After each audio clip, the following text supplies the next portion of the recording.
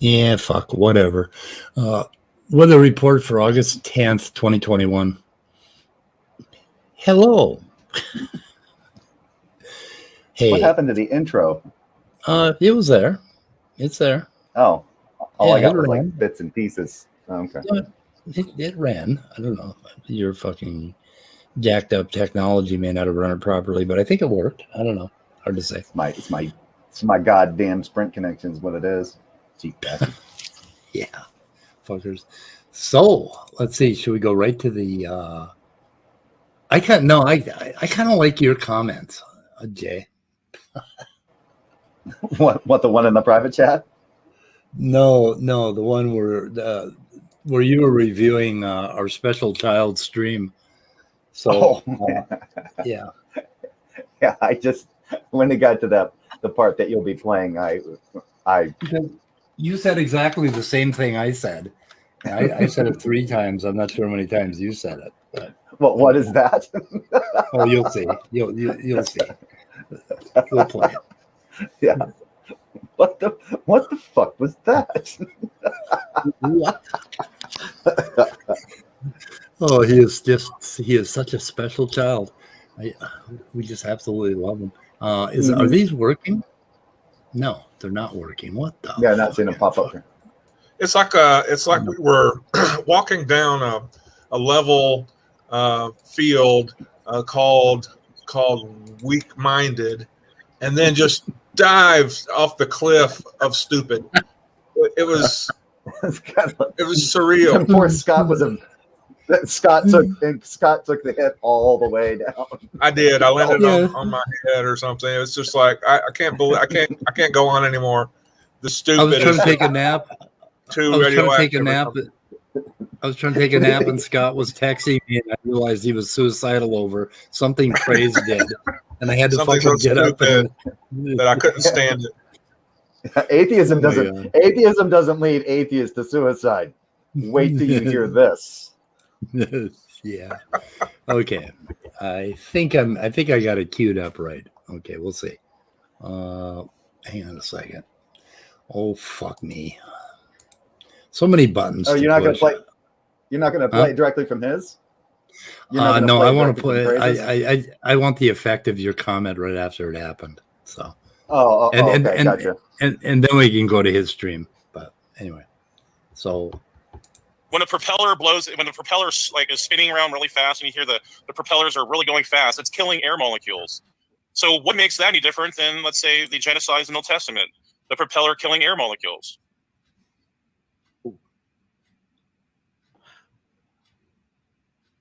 What? What was that? Okay. Anyway, so should we go play? Should we play more from? So I'll put it this way: when a propeller blows, what the fuck?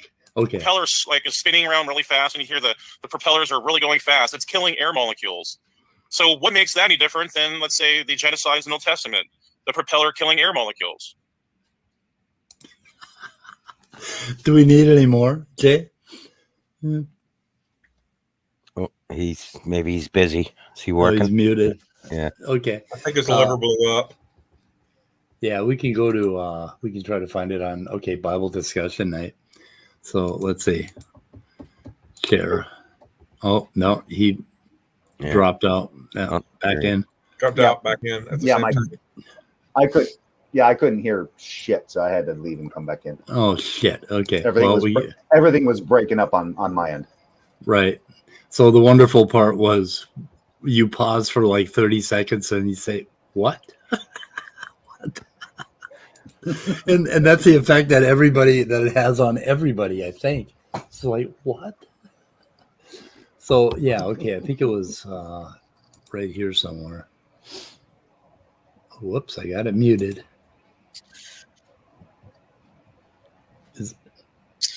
There it Well, goes. maybe Yeah. check why, but what's in morality are they using to say something is wrong? It's just an arbitrary claim. It's not even, but that's even giving them way too much, Sam.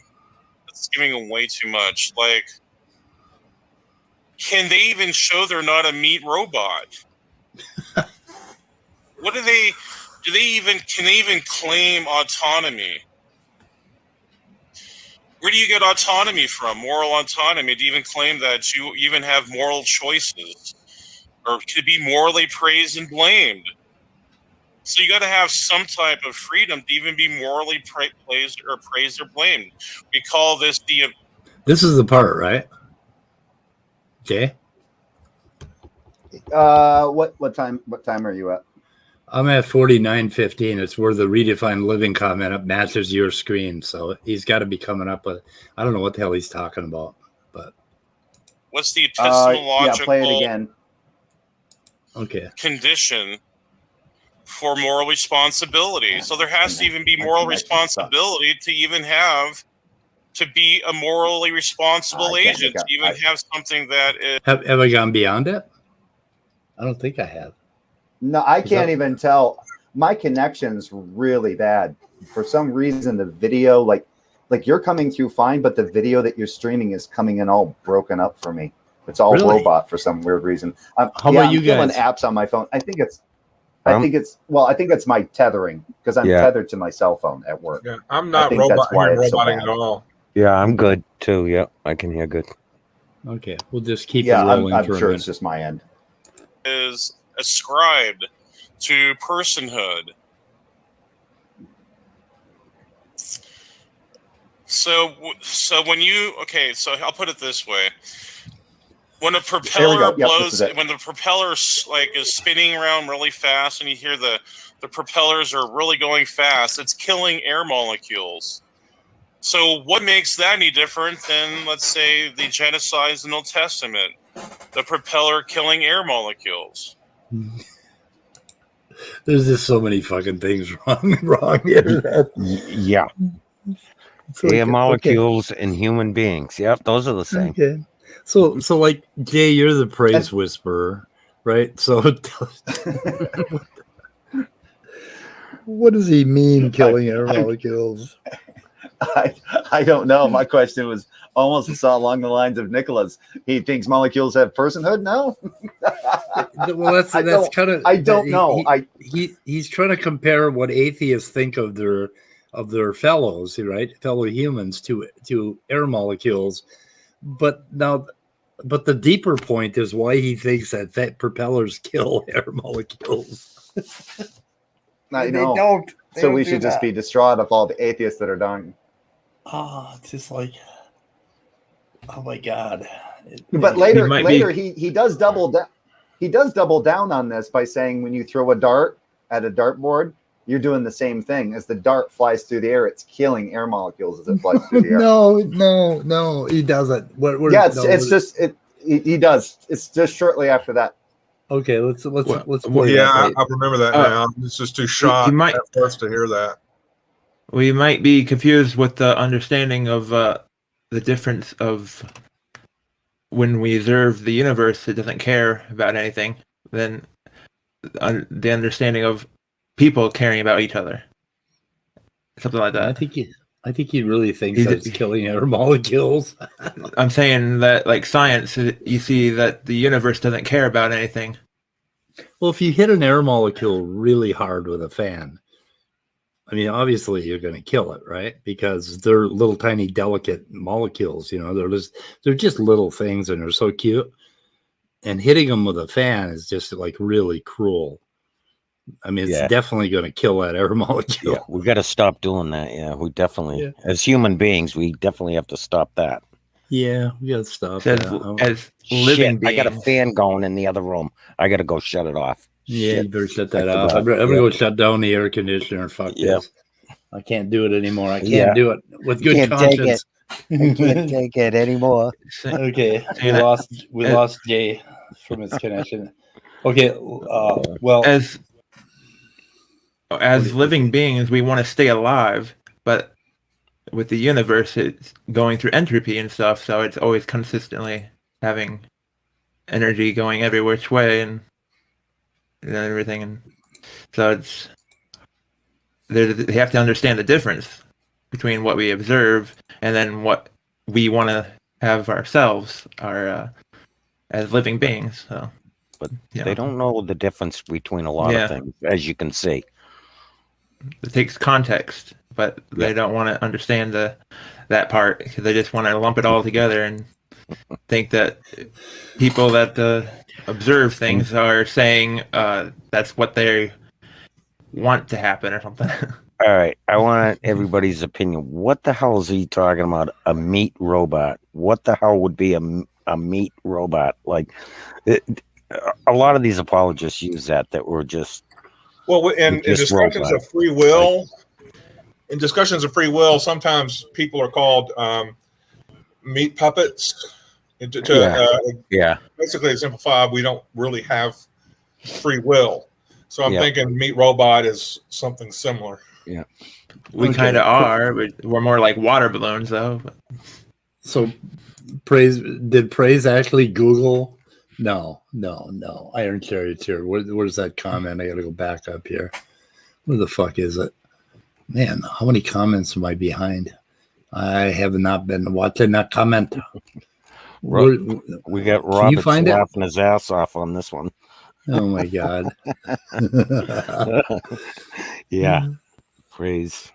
Oh, let's see. Something else. Yeah, meat bodies. Why can't I see? Oh, play the part where the assembly of God correct praise. Okay. Do you have a timestamp for that, Iron Charioteer? Let's see. Where are we? How is it killing air molecules? That's what we're trying to figure out here. This is a special child, and why in the fuck? I can't find the comment. Shit. I saw it on my right screen, but I can't find it in StreamYard to highlight it. Oh, answers in atheism. He said something about he actually Googled it.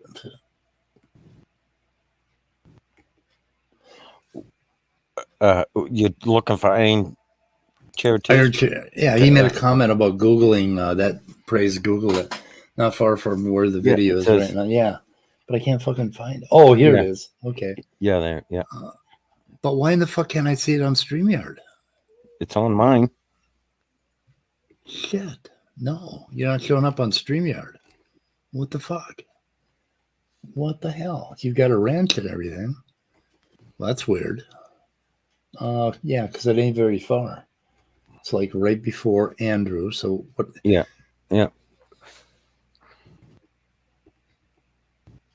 No. Weird. He is not showing up on StreamYard at all. Huh. Well, that's strange. Wow, StreamYard has some kind of a fucking problem with you, Iron Charioteer. Did you piss StreamYard off? It's showing up on mine. On StreamYard. Huh. On mine. Not. How about you? Oh, there it is. Now it showed up. Fuck, finally. Oh, I think it was just lagging. Anyway, did Praise really Google this? No. Do you have evidence that Praise Googled this? Okay, so I don't know what happened to Jay, but let's play a little more. So when so I'll put it this way. When a propeller when the propeller is spinning around really fast and you hear the propellers are really going fast, it's killing air molecules. So what makes that any different than, let's say, the genocides in the Old Testament? The propeller killing air molecules. Oh, you see, that gets harsh, but no, it just comes down to the reality of secular morality. There is no personhood.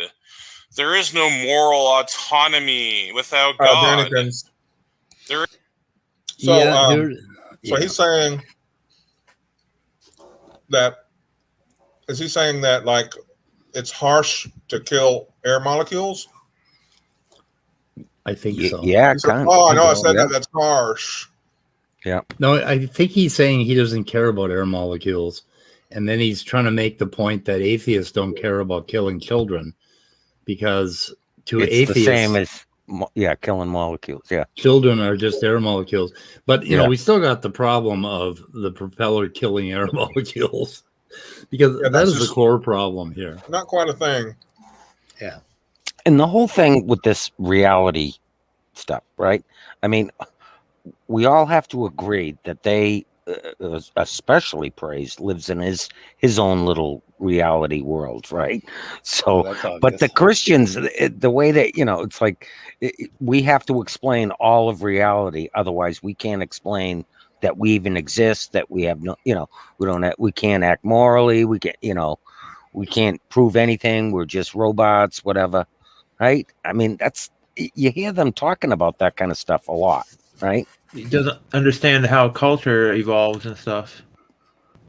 So But then how we become more moral because of culture.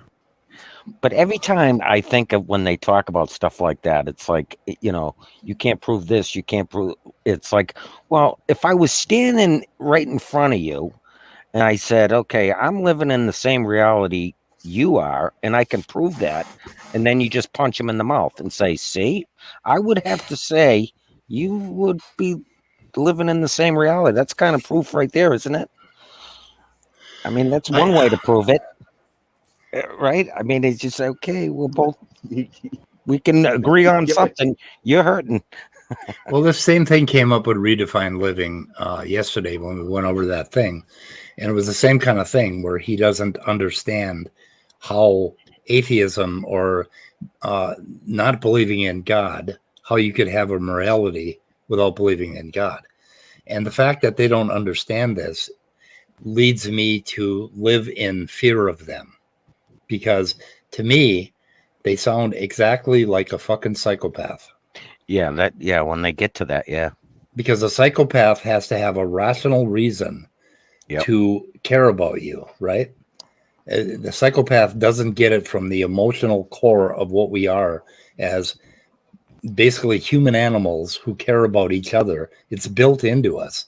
And we find meaning and morality within our humanity, within what we are as human beings and how we get together. And it turns out we all have pretty much the same biology, the same emotional substrate. So we all pretty much agree that killing each other is fucking bad, right? But it's built. But they need a reason. You just said it's built into us, but it was built into us by evolution, not by a intelligent designer or something. Right. If I'm driving down the street and you, Top Dog, run out in front of my car, I do not need to think about the Bible or reasons for my morality or a foundation for my worldview before I step on the fucking brakes. I just automatically step on the brakes. Well, right. Yeah. Well, the interesting, actually, you bring up a good point, because when they talk about how you ground what you know, so by what way do you know this? And then you ask them, are you standing right now? Do you know that you're standing? Do you need to ground that in anything? Right. When you're driving a car, do you need to think about, how do I know how to drive this vehicle? Yeah. What do I ground that in? Yeah. It took time to do that. That whole grounding, that's what makes it a joke, that they, they have to ground it all the way back, and it's just stupid. Because you don't live your life like that. Now, that's why I compare religious people to Hitler, basically. I think one of the better, I think that would be, I know I've read a few things about grounding. It's one of those, I've talked to Nicola about it too. I know it's popular. It's popular in metaphysics. I don't know if it's necessary in epistemology, though. Yeah. Right. Yeah. Well, epistemology. Okay, if you're a what is it? Found herentist or whatever. Is foundationalist. Yeah. Right. Yeah, and go ahead. Sorry. Go ahead. Sorry. No. I was going to say, Hogtie made a really good a good statement about this, or a good argument for this, that we kind of use all three. So there's foundationalism that's based on foundational, our beliefs are based on foundational things that we know. And then you got coherentism. Coherentism, right now, I'm a little fuzzy on, and then foundherentism is supposed to be like a combination of both. And Hogtie made this really good argument that we kind of rely on all of it. It's just kind of something that we do. And yeah, there's questions to how we come to know things. But if these guys are kind of, sometimes I think that when they're referring to knowing something, it's like, how do you know something academically? But there's lots of things that we learn to know. We learn how to walk. We learn how to feed ourselves. We learn how to cook. We learn how to speak, right? And those are things that we do as we get older. So I think a problem is that these guys basically take it for granted. All the things that they know seem to know intuitively now that they're somewhat adults now, as compared to when they were babies first coming into the world and experiencing the world for the first time. Everything, I mean, a baby doesn't even know how to, they have to learn how to crawl. Can you honestly, when a baby learns to crawl, do you look at the baby and go, now tell me how you're grounding, how you know you're crawling right now? Yeah, well, babies have to learn how when one object goes behind another, that it doesn't disappear from the world, that it's actually behind the thing. So babies, when they're first born, the first few days, they actually have to learn what the 3D world is going to do. So they're learning like really basic physics.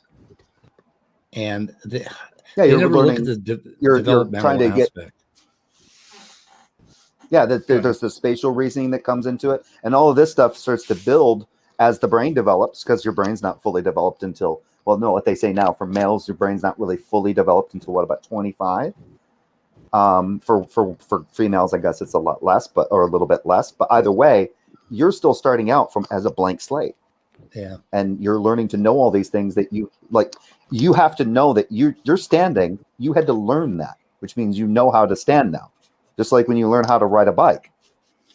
I know how to ride the bike. Okay, ground how you know how to ride a bike.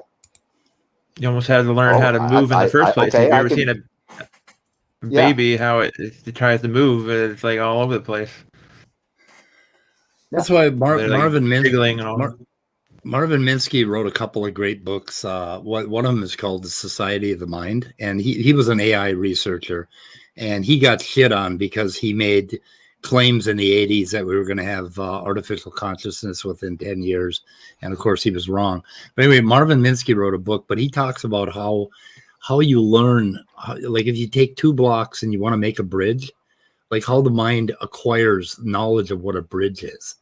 And how you put the other block on top of these 2 blocks, and gravity, or basically gravity can't pull them through each other. I mean, you have to learn basic things like that. And Marvin Minsky, in his 2 books, the other one is The Emotion something, he explains these really, really simple concepts that the mind has to acquire early on. But then there's the other things, like the emotional makeup of human beings causes us to abhor pain and violence and to move away from it, that sort of thing.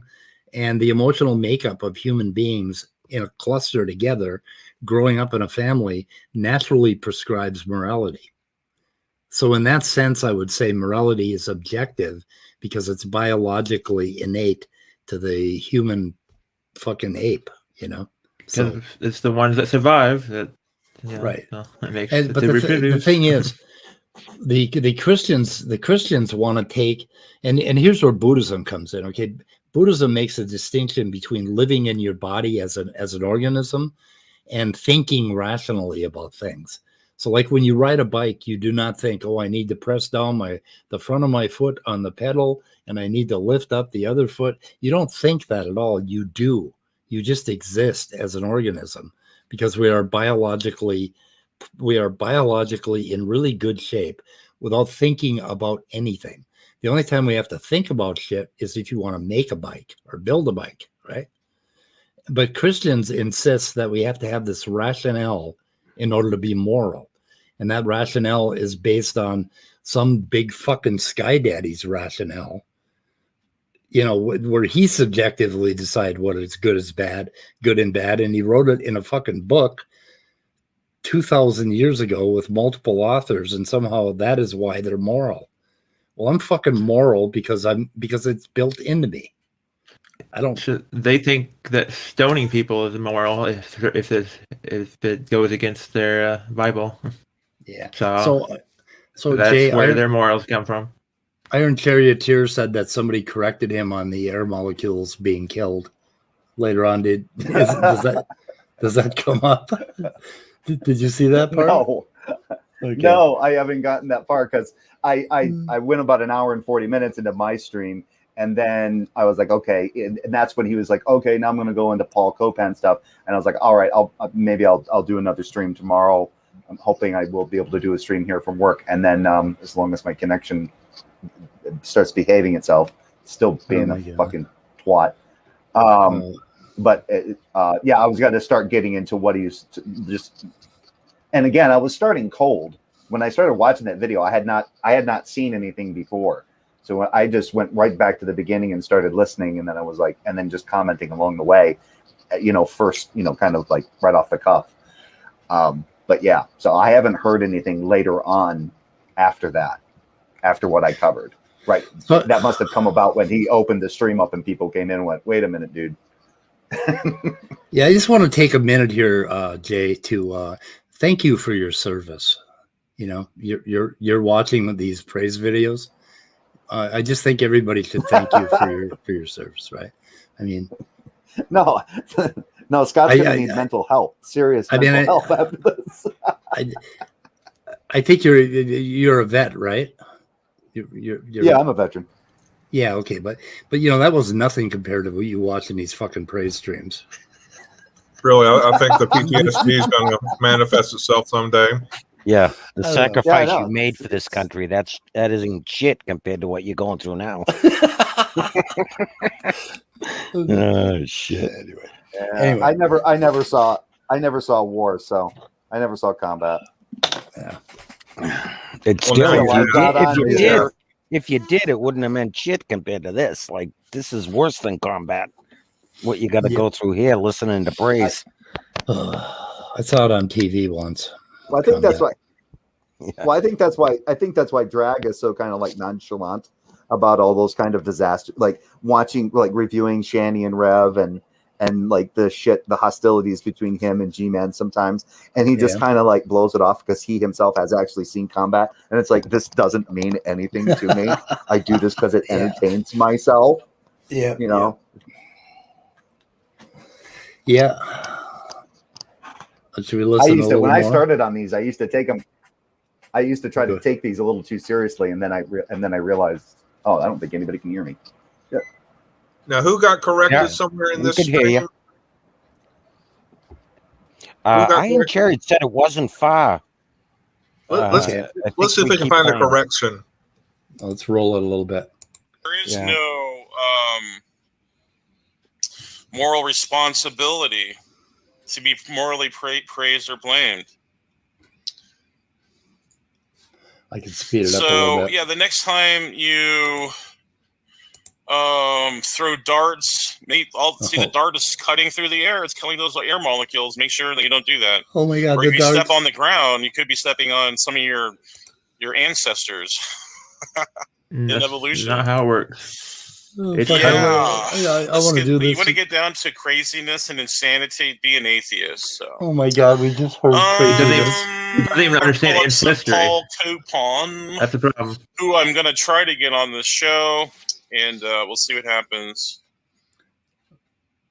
Okay, where's the correction? Okay, so this is the Paul Coupon stuff. Who the hell is he? I don't know. I don't know anything about this guy. That should not be taken literally. That is but I think you get the here point. we go. Here it is. A propeller does not kill air molecules. So somebody actually had to correct it. Okay, does he double down? Does he double down now? Or did he just accept this bit of science here? Let's see.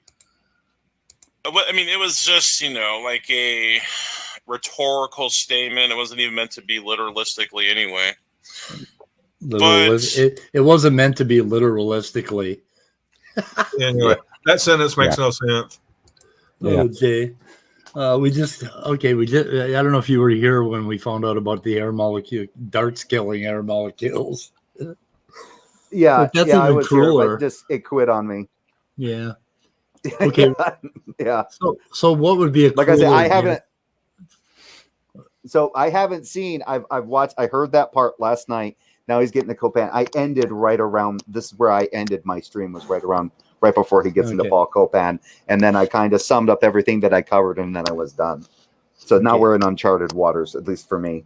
Yeah, Assembly of God corrects him here and says a propeller does not kill. And he says, I didn't mean it literalistically. Literalistically. That's like literally. Literalistically. Iron Jared says he Googles it. I think he Googles it after this.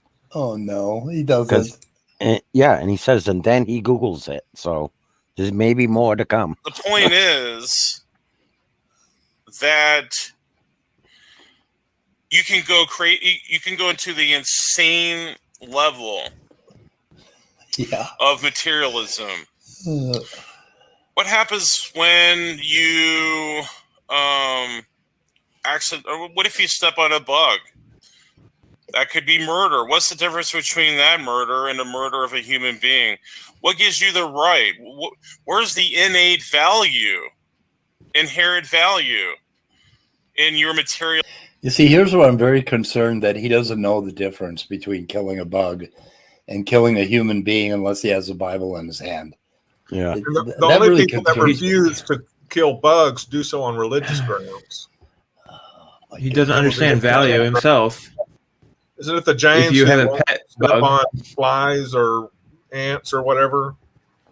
Well, if you had a pet bug and somebody switched it, it'd be almost like murder to that person.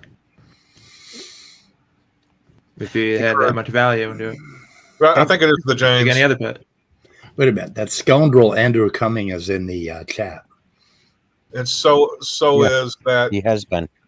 That trickster Jay Patrick. Yeah. This kind of reminds me of when, what's his name, Phil Ferguson asked Antangelo in that little discussion they had about whether if God commanded it, would he kill his daughter, and he wouldn't.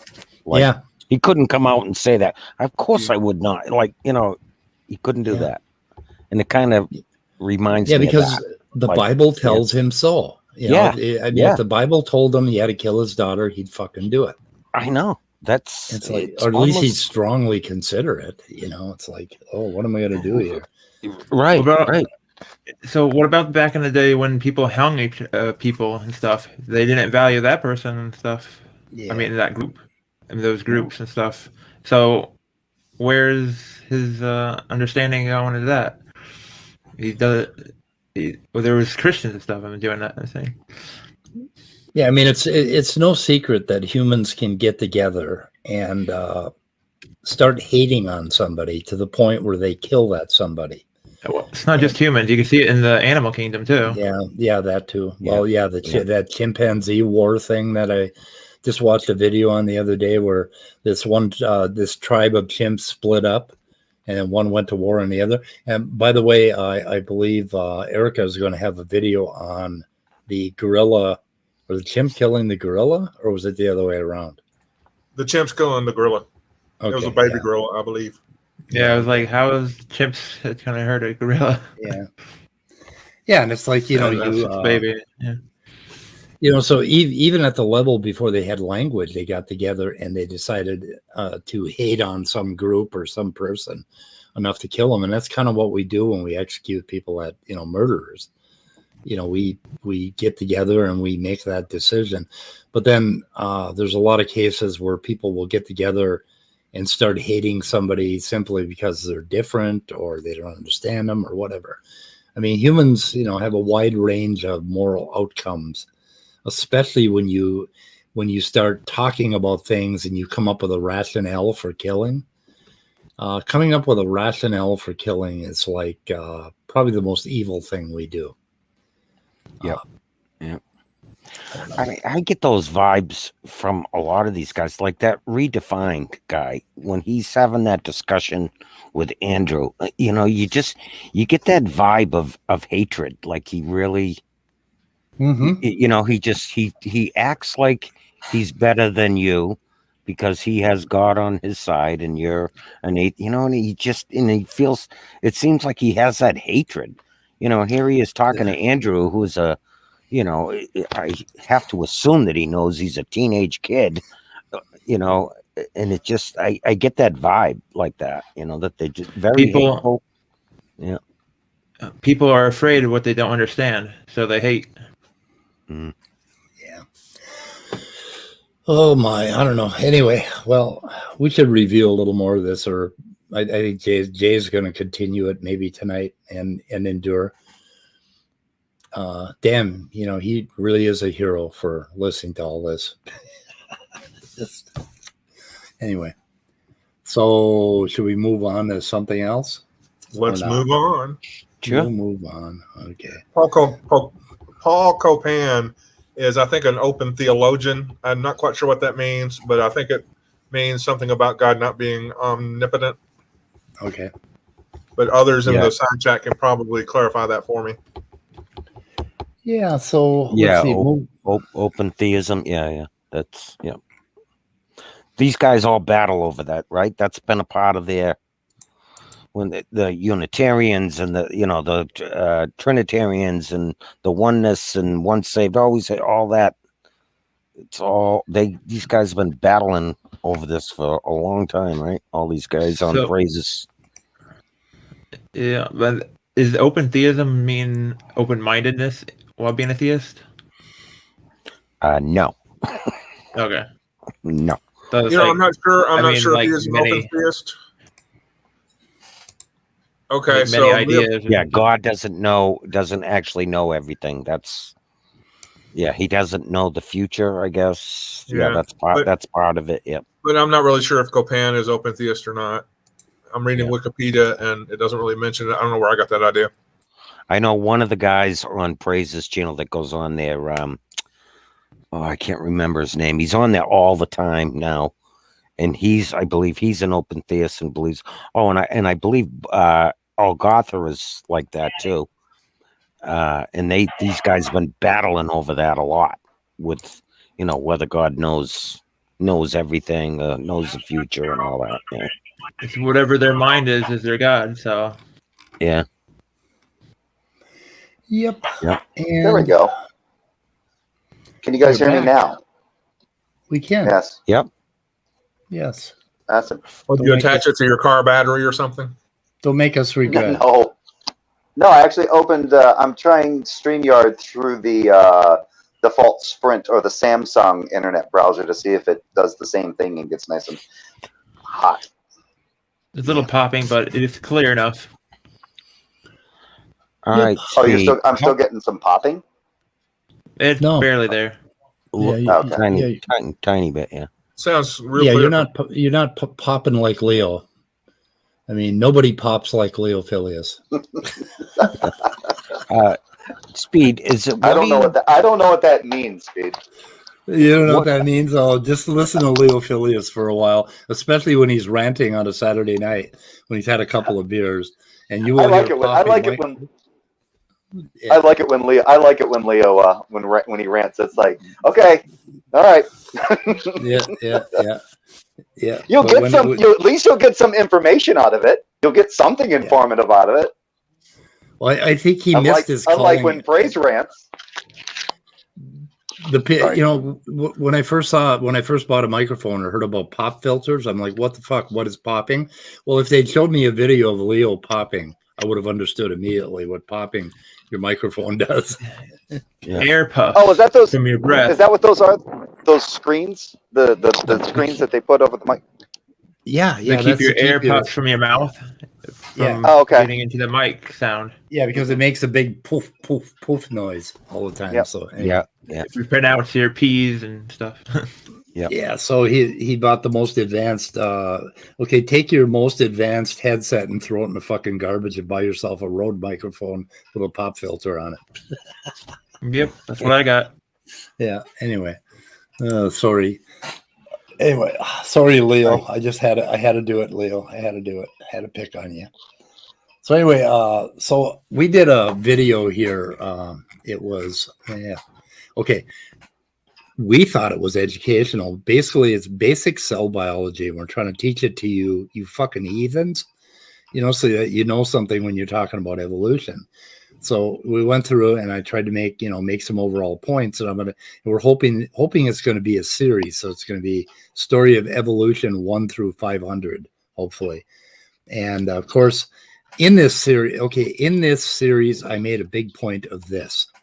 Now, you cannot get a creationist to admit that a zygote turns into a human being naturalistically and stochastically, that there's no divine intervention when a human embryo basically is fertilized and develops into a baby, into a fully grown human being. And my point was that they won't say it out loud. You can ask them the question, and as soon as you ask them the question, they won't say yes or no. Did it develop naturalistically without divine intervention? They will go off on these big fucking diatribes, and they will never answer your question, because in their minds, if they answer that question, they're afraid that God will get them or some fucking, I don't know why. So to prove my point, fucking this toolhead special case John Maddox comes back and where the hell is it here?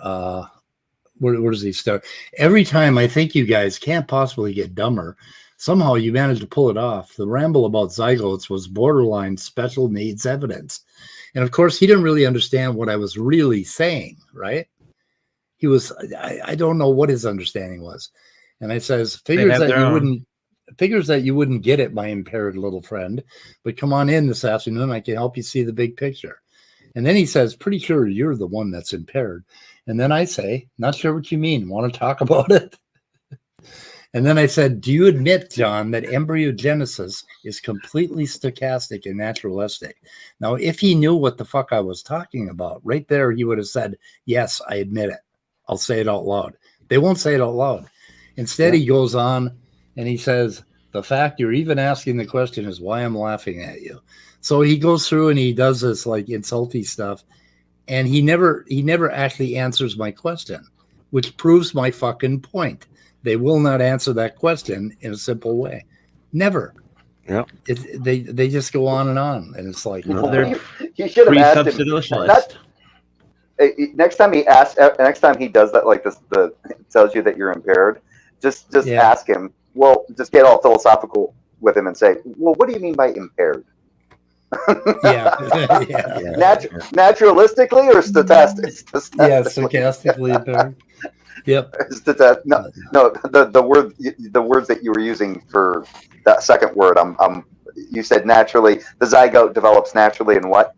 Stochastically. Yeah. Just say. Yeah. Is that impairment by naturality and stochastically? Yep. So I made a comment to him. You remember that comment I put together, Scott? It deleted it. YouTube deleted my fucking comment because I kind of went off on him a little bit. Are you sure he didn't delete it? No, he couldn't because I did it on a. Oh, it's on our channel. Okay. Yeah, it's on our channel, so he couldn't delete it. Well, goddamn, stupid. I should have screenshot that. Maybe I screenshot. Was it hate speech? Was it like a hate speech thing? Well, I kind of called him. I kind of called him an idiot in about 5 different ways. What did I call him? A moronic. It was very poetic. Yeah. DNA misfire or some fucking thing, or I don't know what the fuck. Yeah. Whenever I do the insults, it's always after I make a point. But it's normally for Jill. I do it for Jill because I think he gets tickled because he's the persecuted Christian, and I always want to make him feel just a little bit, give him that warm fuzzy feeling that he's getting persecuted as a Christian, or at least he'll feel that way. And so I'll make a point, and then at the end, dipshit or numpty. Hey, why don't you buy a lion, and that way you say, hey, I got a lion here I can feed you to, and he'll feel very, very at one murder brethren. Well, one time I insulted him. I insulted him in a very, very good way. I told him, and my wife liked this. It was a long comment thread, and I just told Jill, because he told me, he goes, well, I'm the only one here that's qualified, because I'm brown skinned, therefore I can teach you about race, and I think I'm the only one here that's qualified to teach. And I said, first of all, I don't even know if you're actually qualified to teach, but if you are qualified to teach, you're an embarrassment to your profession. That is good. And that didn't get deleted because I didn't call him fuckwit or fucktard or anything like that. Yeah. What's interesting is they would delete that comment thread, that comment that you made, Speed, but Praise has a title to one of his videos, the Spatchcock Brothers human fecal bags. Yeah. And that's okay. They're just so goddamn like It's inconsistent, isn't it? Yeah. Yeah, it is inconsistent as hell. That's like So remember I mentioned that I had a video removed for cyberbullying and harassment, and then I appealed it, and then they came back with an email, like it took like 2 minutes, and it said we've confirmed that this violates hate speech. And I said, well, so I was like, which one is it? Is it harassment, cyberbullying, or are those all the same thing for YouTube, or are those two separate categories? I don't know. Yeah, but anyway, I've got it up on my YouTube now. It's got a little banner up there and it says a warning. It says your channel was struck with a warning due to cyberbullying and harassment. I'm like, okay. Raw Naked, this is a question. But well, I was going to say, but it's okay for him and Jill to go on a stream, or Praise and Jill to go on a stream and accuse Dr. Josh and me of being anti-Semites. Yeah. Yeah, that's weird. It's not consistent. And I to this day, I don't know what was in that stream that qualified as hate speech or cyberbullying or harassment. We don't know what kind of biases that the YouTube people have in themselves. So. Yeah. I think you could say embryogenesis is deterministic and stochastic at the same time. Stochastic simply means that there are so many variables that you can't really easily figure out how one molecule bumped into another. Like, for instance, if you're killing molecules with a propeller, that's sort of a stochastic sort of thing. It's not deterministic as to which air molecules are going to die. We need to start a charity for injured and dying air molecules. Exactly. Stop air molecule genocide. Stop the propellers. Right. It's happening all over the world. Yeah. Well, I've got two air purifiers that have fans in them. They're killing air molecules as we speak. I've got a fan on this computer that's killing air molecules as we speak. And my air conditioning unit is killing air molecules. What about a jet engine? Is that more immoral than a that's propeller? worse. That's worse, right? That's more immoral. It's more humane because you're at least cremating them. Yeah. So what about black holes taking out stars or absorbing stars and stuff? Oh, there you go. The black holes immoral? Am I going too far? It's like comparing Hitler to Stalin, So jet engines versus air molecule killing. I'm really going to be concerned about that all day now. Every time I take a step, I'm going to say, did I step on a fucking air molecule? Yeah. Well, you might as well with Praise, you might as well just said, yeah, your molecules analogy is about the same as saying that rocks are atheists. Yeah. Yep. Yeah. It's like, no. So here's the idiot of the year, logical, plausible, probable, has a new meme up they put up 4 hours ago. I decided to channel Alexander Solzhenitsyn and just point out the obvious. But we all know atheist mental gymnastics to avoid the obvious will be epic. What he sees as mental gymnastics is actually called intelligence. Yeah. And he keeps thinking that I don't know what he imagines when he thinks mental gymnastics, but how is it a mental gymnastics? How is it mental gymnastics if you just simply believe something to not be the case, or you simply, depending on however a person holds to the idea of God's not existing, whether they're soft atheist, hard atheist, whatever. How is it when they come up with a reasonable, they come up with their reasons for why they believe that to be the case. Where's the mental gymnastics in that? Yeah.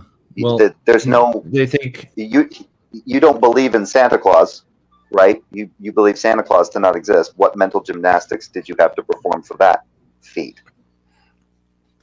Or they think that going through the steps of understanding is the mental gymnastics, like one step to another, like a theory. I mean, I don't know how many times you got to ask them. Scientific Like, theory. if you give me the examples to lead to a god, or show me examples of a deity to get somewhere, then maybe we've got something. But the rational gymnastics I think John doesn't realize that the rational gymnastics that he's referring to is basically denying of just the the precept that you must automatically conclude that this God exists at the jump.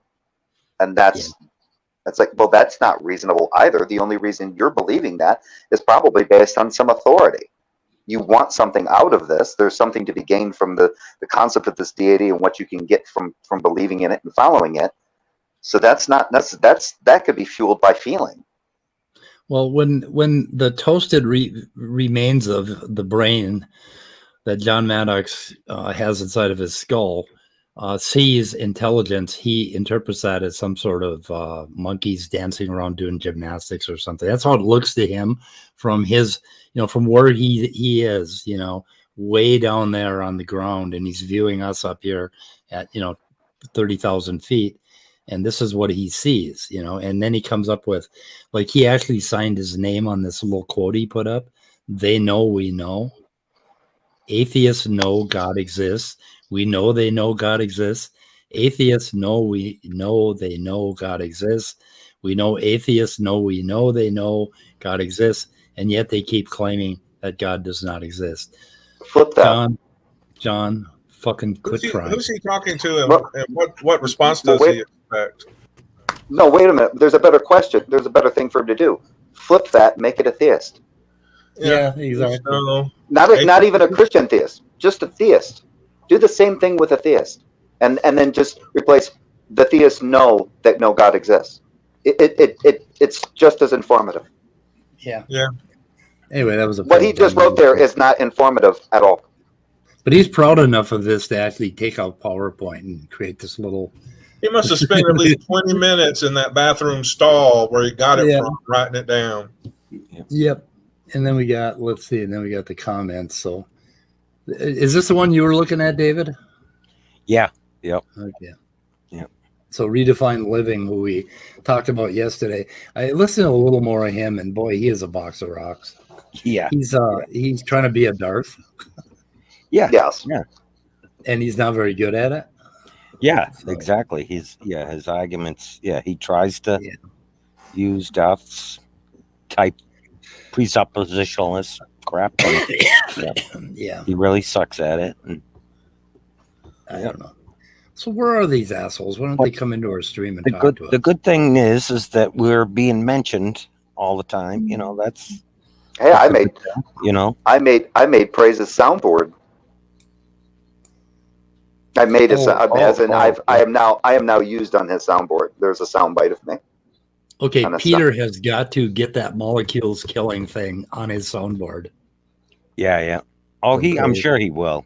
Peter, he loves grabbing that stuff up. Yeah. Look at this illogical, implausible, and improbable. So does lightning kill air molecules or create ozone? Oh, yeah. Well, it kills them in order to make an O3, you got to kill an O2 or two, I think. I don't know. You have to smash them together, and those little fuckers. I wonder if they scream when they're being killed. I'm going to be all paranoid. Yeah, that's what thunder is.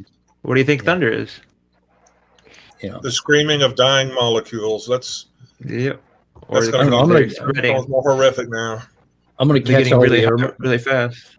I'm going to catch all the air molecules in my room and let them outside. Set them free. Get a Tesla coil. Oh shit. Yep. Theists know God doesn't exist. Okay. Yeah, I mean, talk about dripping with, arrogance, right? When they say that kind of stuff, it's like, what a joke. Dripping with arrogance. It is. It really is. I mean, I like that one too. How arrogant for you to say that? What I think, or they can tell you what you think, what you believe, it's they want a straw man. That's all they can do. So they fail everything. So they have to attack people that I remember real life a little better than they do. Yeah, it reminds me of me going into a Smoky stream and I went in to correct something that this other person was saying about me, and I was only in there for a few minutes, and then Smokey, before even getting into it, just for the little bit, Smokey goes, mentioned something about my presumptuous crap. And I just kind of sat silent for a little bit. I was like, well, I could say the same thing about you, Smokey, but we'll save that conversation for a later date. Yeah. I'm like, what the fucking point? What was the fucking point of that? Jesus Christ, dude. Really? Come on. Yep, gotta get my licks in when I can. Thanks. I'm hurting from that. Yeah. So I spotted this yesterday. Dick Farrell, anti-vax radio host, dies of COVID, and I guess he recanted his anti-vax status 3 weeks before he died. So how are we supposed to feel about this when somebody like that dies of COVID? We don't give them value as much as people that we think understand. Maybe that's what happens when we feel like we're not liking the person that we. I kind of feel bad for him. We have, yeah. I mean, well, now that we're. Oh, never mind. Sorry. But then. Oh, I was gonna say I was listening to a Smokey stream, and this wasn't too long ago. One of his recent ones. And he had Iger came in, and they were talking a little bit. Iger TV, if anyone's not familiar with the Iger TV, is a conspiracy theory nut. And he asked Smokey about taking the vaccine, and Smokey doesn't really get too much in with that stuff that Iger talks about. But it was funny because Smokey said, "Yeah, that whole vaccine." He goes, "I'm pretty sure I had the virus probably a couple of years ago," which I thought that was an interesting claim. But then he said, I just don't trust taking something like these vaccines, these mRNA vaccines, because they rewrite your RNA. And as soon as he said that, I went, what the fuck do you think a virus does? Even if it was true that the mRNA vaccines rewrite your cells, the RNA in your cells, what does he think a virus does? It literally goes into your cell and copies itself inside your cells. Yeah. So I got to find a video and put it out. There's a really good video on the history of RNA viruses or RNA vaccines. And apparently they started working on this in 1971. And they just in the last couple of years, they got FDA approval for these. They have these little nanomolecules or nanomachines that they're lipid capsules. And they merge with the cell, because if you just stick RNA into your body and it's around your cells, if it's on the outside of your cells, then we have enzymes that will destroy those immediately. So they were ineffective. They couldn't get into the cell. So they found a way to package it in a little fat package, like a little fat ball, and it merges with your cell membrane. The mRNA goes into your cell, never goes into your fucking nucleus. They would have to program it to do that. So the mRNA goes into the cytoplasm of your cell, and it starts creating this protein, which ends up in the coat of your cell. And then your immune system says, "Oh, bad boy, I'm going to take you out and create basically antibodies for that particular thing." So a few it's just like a cellular wake-up call. Right. Yeah. And they do all of this. And the neat thing about mRNA vaccines is that it takes 10 years to develop a weakened form of a virus. For a vaccine, it takes 2 weeks to develop an mRNA vaccine. So the next time we get a virus, within 2 weeks, we can have a vaccine for it. So we have my brother. Yeah, my brother and I were talking about this, and my brother said they're talking about he's either read or heard somewhere that they're possibly going to start using that mRNA technology for influenza vaccines. Yeah, I certainly hope they use it for everything, because it's amazing technology. And the thing is, now the creationists will tell us that RNA has a half-life of 12 hours, or I think it's actually 10 days, but it disappears fairly quickly. And when that cell explodes, because the cell is going to die, your immune system is going to kill the cell that got infected, right? So when it dies, the mRNA that's in there is going to be degraded within probably 5 minutes. So it isn't going to last outside of your cells. Inside of your cell, it wouldn't last that long anyway. And the only thing it can do is produce this protein, which is not by itself any kind of a problem, other than that your immune system is going to recognize it as an invader. So you're going to give up a few cells, and that's probably why you feel sick. So yeah, and that was the problem with this novel virus, is since human beings hadn't been exposed to this new novel coronavirus, people were getting infected, and then the body wasn't even responding to it. So it was infiltrating like one of the things that SARS-CoV-2 likes is the lung cells.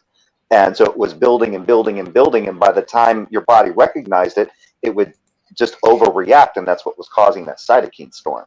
yeah, That was what was one of the big things that was hitting people in the ICUs was cytokine storm, because their body just didn't know what this shit was. Didn't know how to respond to it until it got too out of control that it just, we got to do some emergency flushing here. And that fucks you up. Yeah. So I'm trying to find the video that I'm talking about. It was on Sci something channel. Let me see if I can find it. It should be in my history some fucking place. I'll find it anyway, and I'll put it in the description because it's really a good video. It explains the whole mRNA virus thing and the history and how long we've been working on it, you know? Yeah. Yep. So what else we got today? Okay. Yeah, because even though my uncle and his girlfriend they both got COVID-19. Luckily, neither of them were hospitalized, but it did throw them for a loop pretty good. They both got vaccinated because his girlfriend had that they call COVID brain. She just couldn't. Everything was like in a fog and shit. And getting the vaccine helped clear that up. Yeah, that's the other thing. That is odd that it would do that. Mm-hmm. So apparently there's residual cells with that. I don't know why there's some residual effect, and it's hard to figure out what that is exactly. They think it hides in other cells. It seems to be very opportunistic about, like, it seems to favor obviously like lung cells, obviously, but it also favors a lot of other cells. It gets into your brain cells, and I mean that's when they started finding out, for some reason they were getting these cases of men between their mid 30s and 40s having strokes. And come to find out they're positive for COVID. They're positive for COVID-19, and they're like, "Oh shit, maybe there's a connection here." I don't know if there's been any more research on that, but that was pretty interesting because I mean, it obviously has a neurological effect. I mean, it gets into your wherever it affects. It for some people, it turns they can't taste or smell anything. It's for a very long time. Yeah, and it's a persistent symptom. Yeah, they'll learn more about it. So anyway, I linked this video here. This is COVID vaccine. Why did it take so long to develop it? And it's on the SciShow. And I think those might be like copyright strikers. So I'm not going to play it. But anyway, I put it in the description. I think everybody should watch it. So, well, how long did it take them to come up with a polio vaccine? I'm just kind of curious. I just thought I'd ask that question. Oh, I think it was quite a while. I remember that when I was a kid, my mom lived in fear of us getting polio. She was just horrified because a whole bunch of kids in our neighborhood got it, and they were either severely crippled by it or they died, one or the other. Yeah. And so my mom was like really freaked out about it. And then they came out with the vaccine probably like it became popular when I was like 7-8 years old. And, my mother had it. My mother had polio. Yeah. So yes, Rod Nakedness, we haven't gone over the cell video yet. I guess we haven't. Yeah, we have not. We've asking about also some other subjects. Icarus was asking too. Why didn't we bust the cherry? Yeah. So anyway, we do have some stuff on the cell video. So it's 5 o'clock. I was going to open the room up. Anyway. Oh, actually, I got to jump the gun and put the link out there already. Yes. Oh, you did? Yeah. But it didn't do any good. Nobody wanted to hop on. Yeah, nobody loves us. I'm waiting for John Maddox and Redefined Living and I don't know. I reached out to Jonathan Guzman and suggested he have a conversation with Andrew Cumming, but Andrew Cumming's never in the fucking room. He's always hiding in chat. He does that. Yeah. Diamond the poor guy out. Jesus. Yeah. Anyway. Yeah, it's pretty sad. A lot of these Christians seem to watch this, and they know all about the show, but none of them want to come in to discuss anything, which is kind of come sad. on. We're all such cute and cuddly guys. I asked John. Yeah, I'll even go backstage if they're screwed to me. Yeah. I asked him a couple times to come in and have a nice conversation, if that's possible. Well, I know they're not scared of me, but I would go backstage too. Yeah. But I know they're not afraid of me, so I'm not worried about that. If they can't insult us and yell at us, they just hate me. That's all. I'm sure they just hate me. That's all. Yeah, I think if Maddox came in, there'd be a lot of mouth breathing and a lot they don't hate you. They hate the sin that you're promoting. Oh yeah. I don't know about that. I have a hard time distinguishing that. Separating those two. I don't know. They seem pretty. Oh, you do. Yeah, you do too. Yeah. Yeah, they seem pretty hateful to me. Especially and that. You know what I have to find. Yeah. And you know what I have to say about it? Yeah, I don't fucking care. Yeah, that's true. I really don't either, but they are kind of scary though. Like Speed was saying.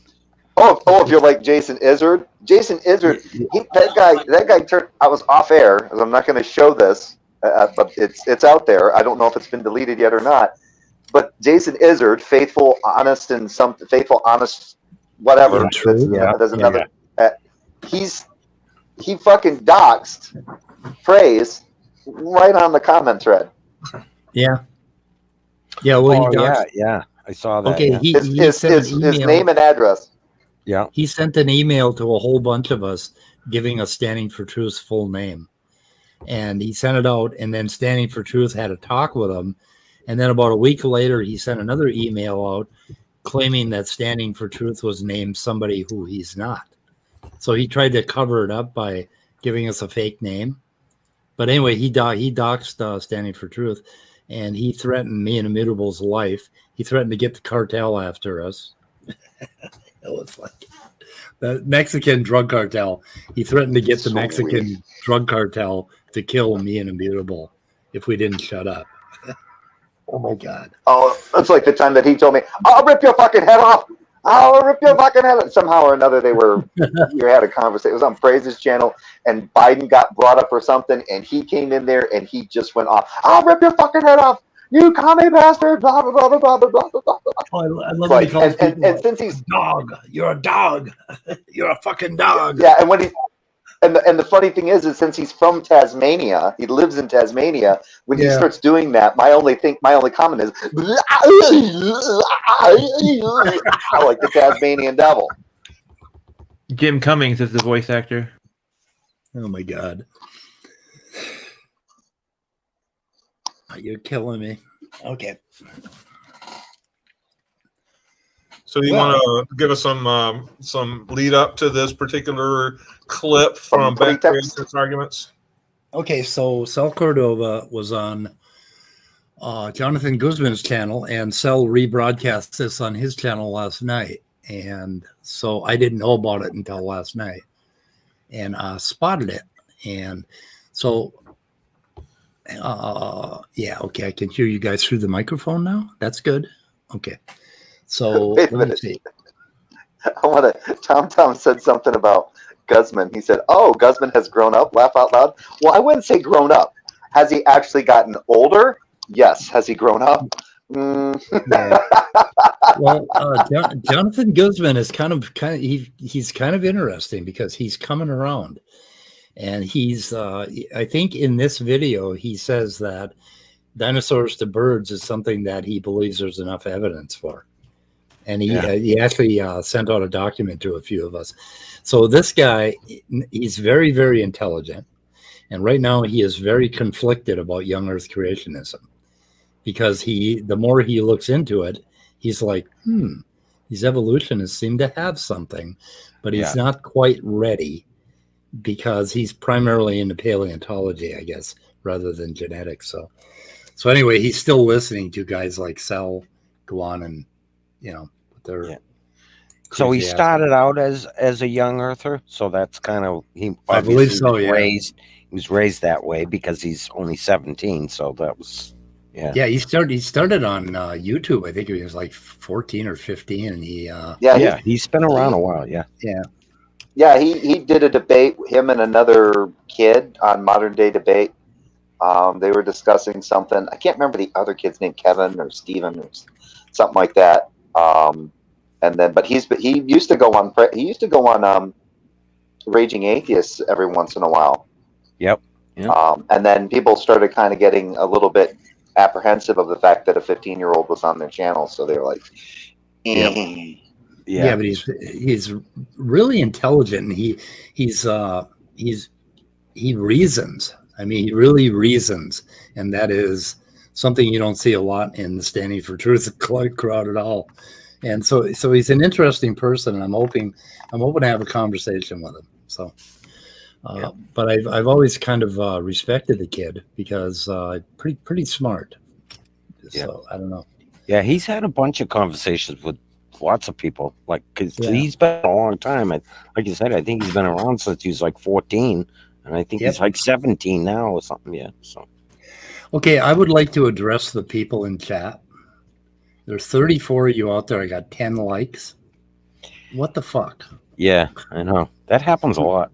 You guys hate me or what? I think we got a lot of Christians that love us but don't like to come in and say hi. I don't know why that is. Well, you think if they were Christians, they would at least hit the dislike button. Yeah, that's true. Yeah, but okay, well, it's going up. It's going up. Thank you, guys. 3 of you woke the fuck up from your slumber and hit the like button. I thought it was broken again. Okay, so let's see what Cell has to say. Oh, here's a part where Cell cherry picks a paper. Mutational meltdown. That's a good question. I wouldn't say that they're necessarily the same thing. They have kind of the same ideas. Okay. So mutational meltdown does lead to extinction, but there can be genetic entropy without immediate extinction. So, no, you asked a good question. I'm sorry, I can't give you a better answer. Okay. So this is from Dr. Michael Lynch. And let me see, from the prestigious scientific journal Nature. Okay, he always has to say the prestigious scientific journal before any paper from an evolutionist. Why?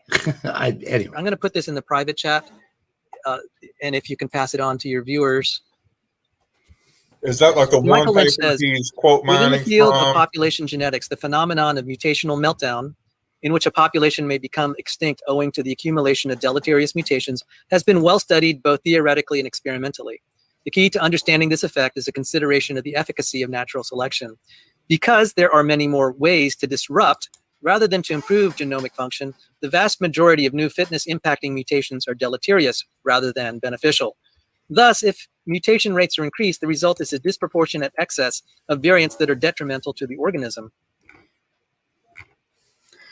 Okay. Because natural selection will not be able to purge this input of deleterious mutations, if the mutational pressure is sufficiently large, these variants may remain in the population and even reach fixation.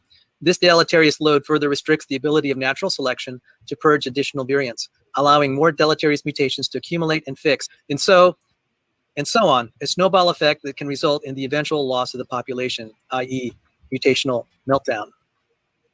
That was from an evolutionist. That wasn't from John Sanford. Yeah. That was from an evolutionist. That wasn't from John Sanford. That happens to be a one-page letter in the Genetic Society. I think it was published by Jeffrey Jensen and Michael Lynch. And what he said, the name of the paper is Considering Mutational Meltdown as a Potential SARS-CoV-2 Treatment Strategy.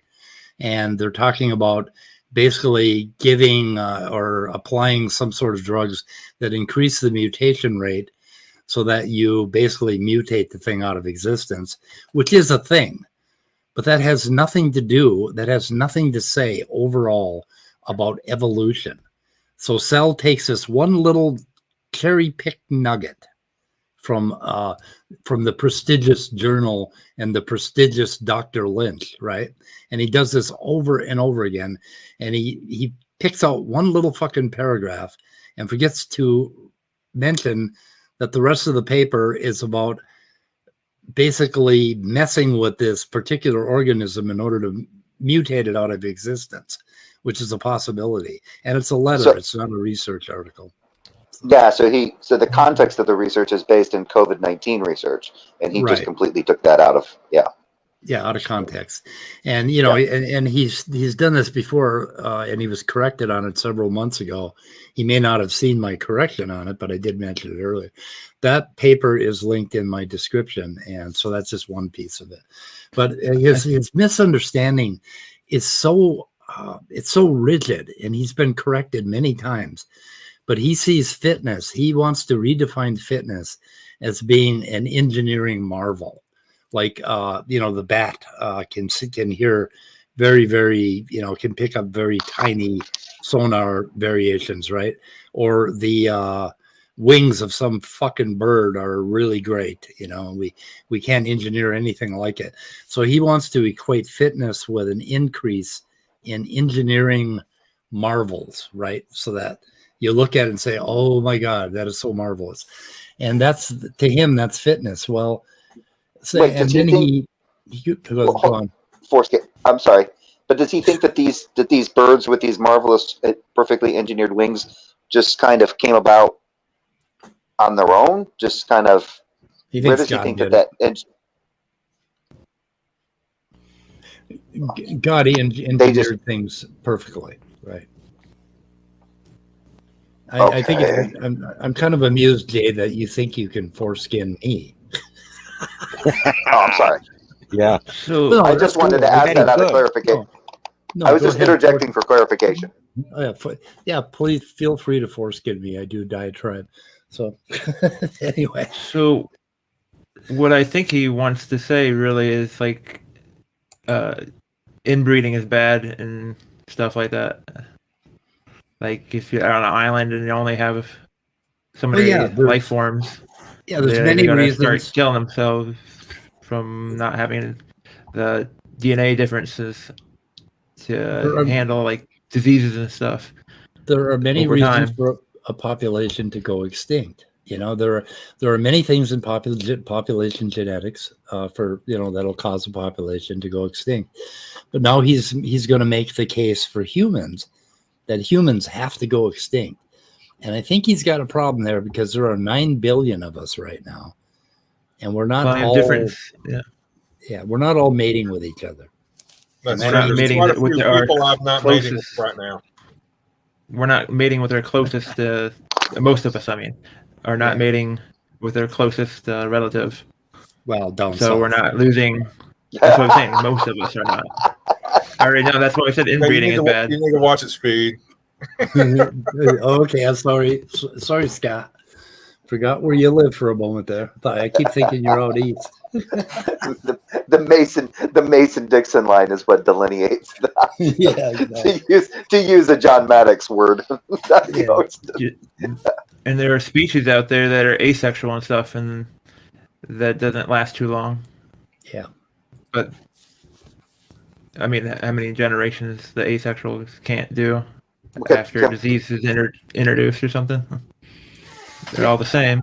That's what, like, our engineering our plants and stuff are like getting whole entire fields are being destroyed by a bug or fungus or something.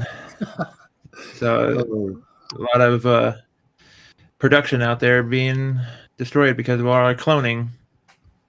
I want to get a hold of some of that bacteria that I've heard about that's supposed to like eat nuclear waste. Oh yeah. Talk about a bad motherfucker. What do they do with it after they eat it? I mean, I guess it renders it neutral. Oh shit! Don't you need little tiny microscopic reactors to do that? Are they made of like carbon?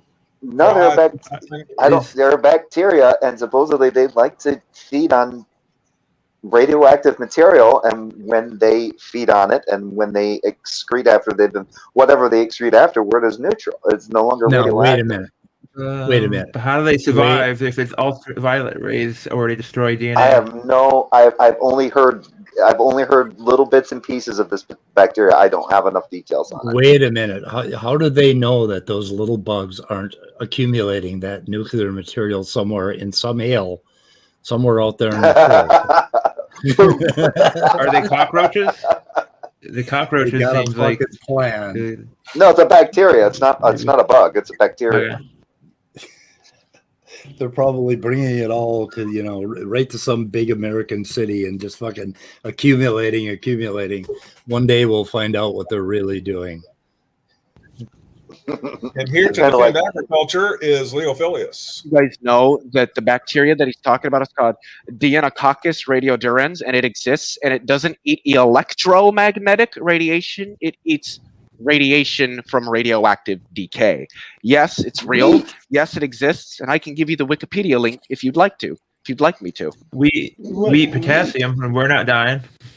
Yeah, people think that like radioactivity means like you're gonna die and it's dangerous. No, those are stupid people who have no idea what they're talking about, which is most people on the planet. It's like when Iger was talking about radioactivity from 5G towers. I'm like, motherfucker, you get more radioactivity from the sun. You get more ionizing radiation. Well, he was ionizing radiation because he was thinking that the deionized. What was it? He was saying the deionized radiation. Non-ionizing. Yeah, non-ionizing radiation was just as bad as ionizing radiation. Which is who said that? Oh, Iger. Yes, Iger. He doesn't know anything. Because like microwaves can jiggle the water molecules, heat them up. That's about it, right? Yep. Yeah, it's just like, yeah. I mean, like, radio waves can damage you in a high enough concentration, but like burning you. It'd be no different than like taking a hot iron and putting it against you. That's not going to give you fucking cancer. These people are just dumb. By the way, Walking Fish, I don't have a wrench, so you're going to have to ask Speed to copy that link and throw her in the private chat or in the YouTube chat. Who wants a wrench? What? Nobody.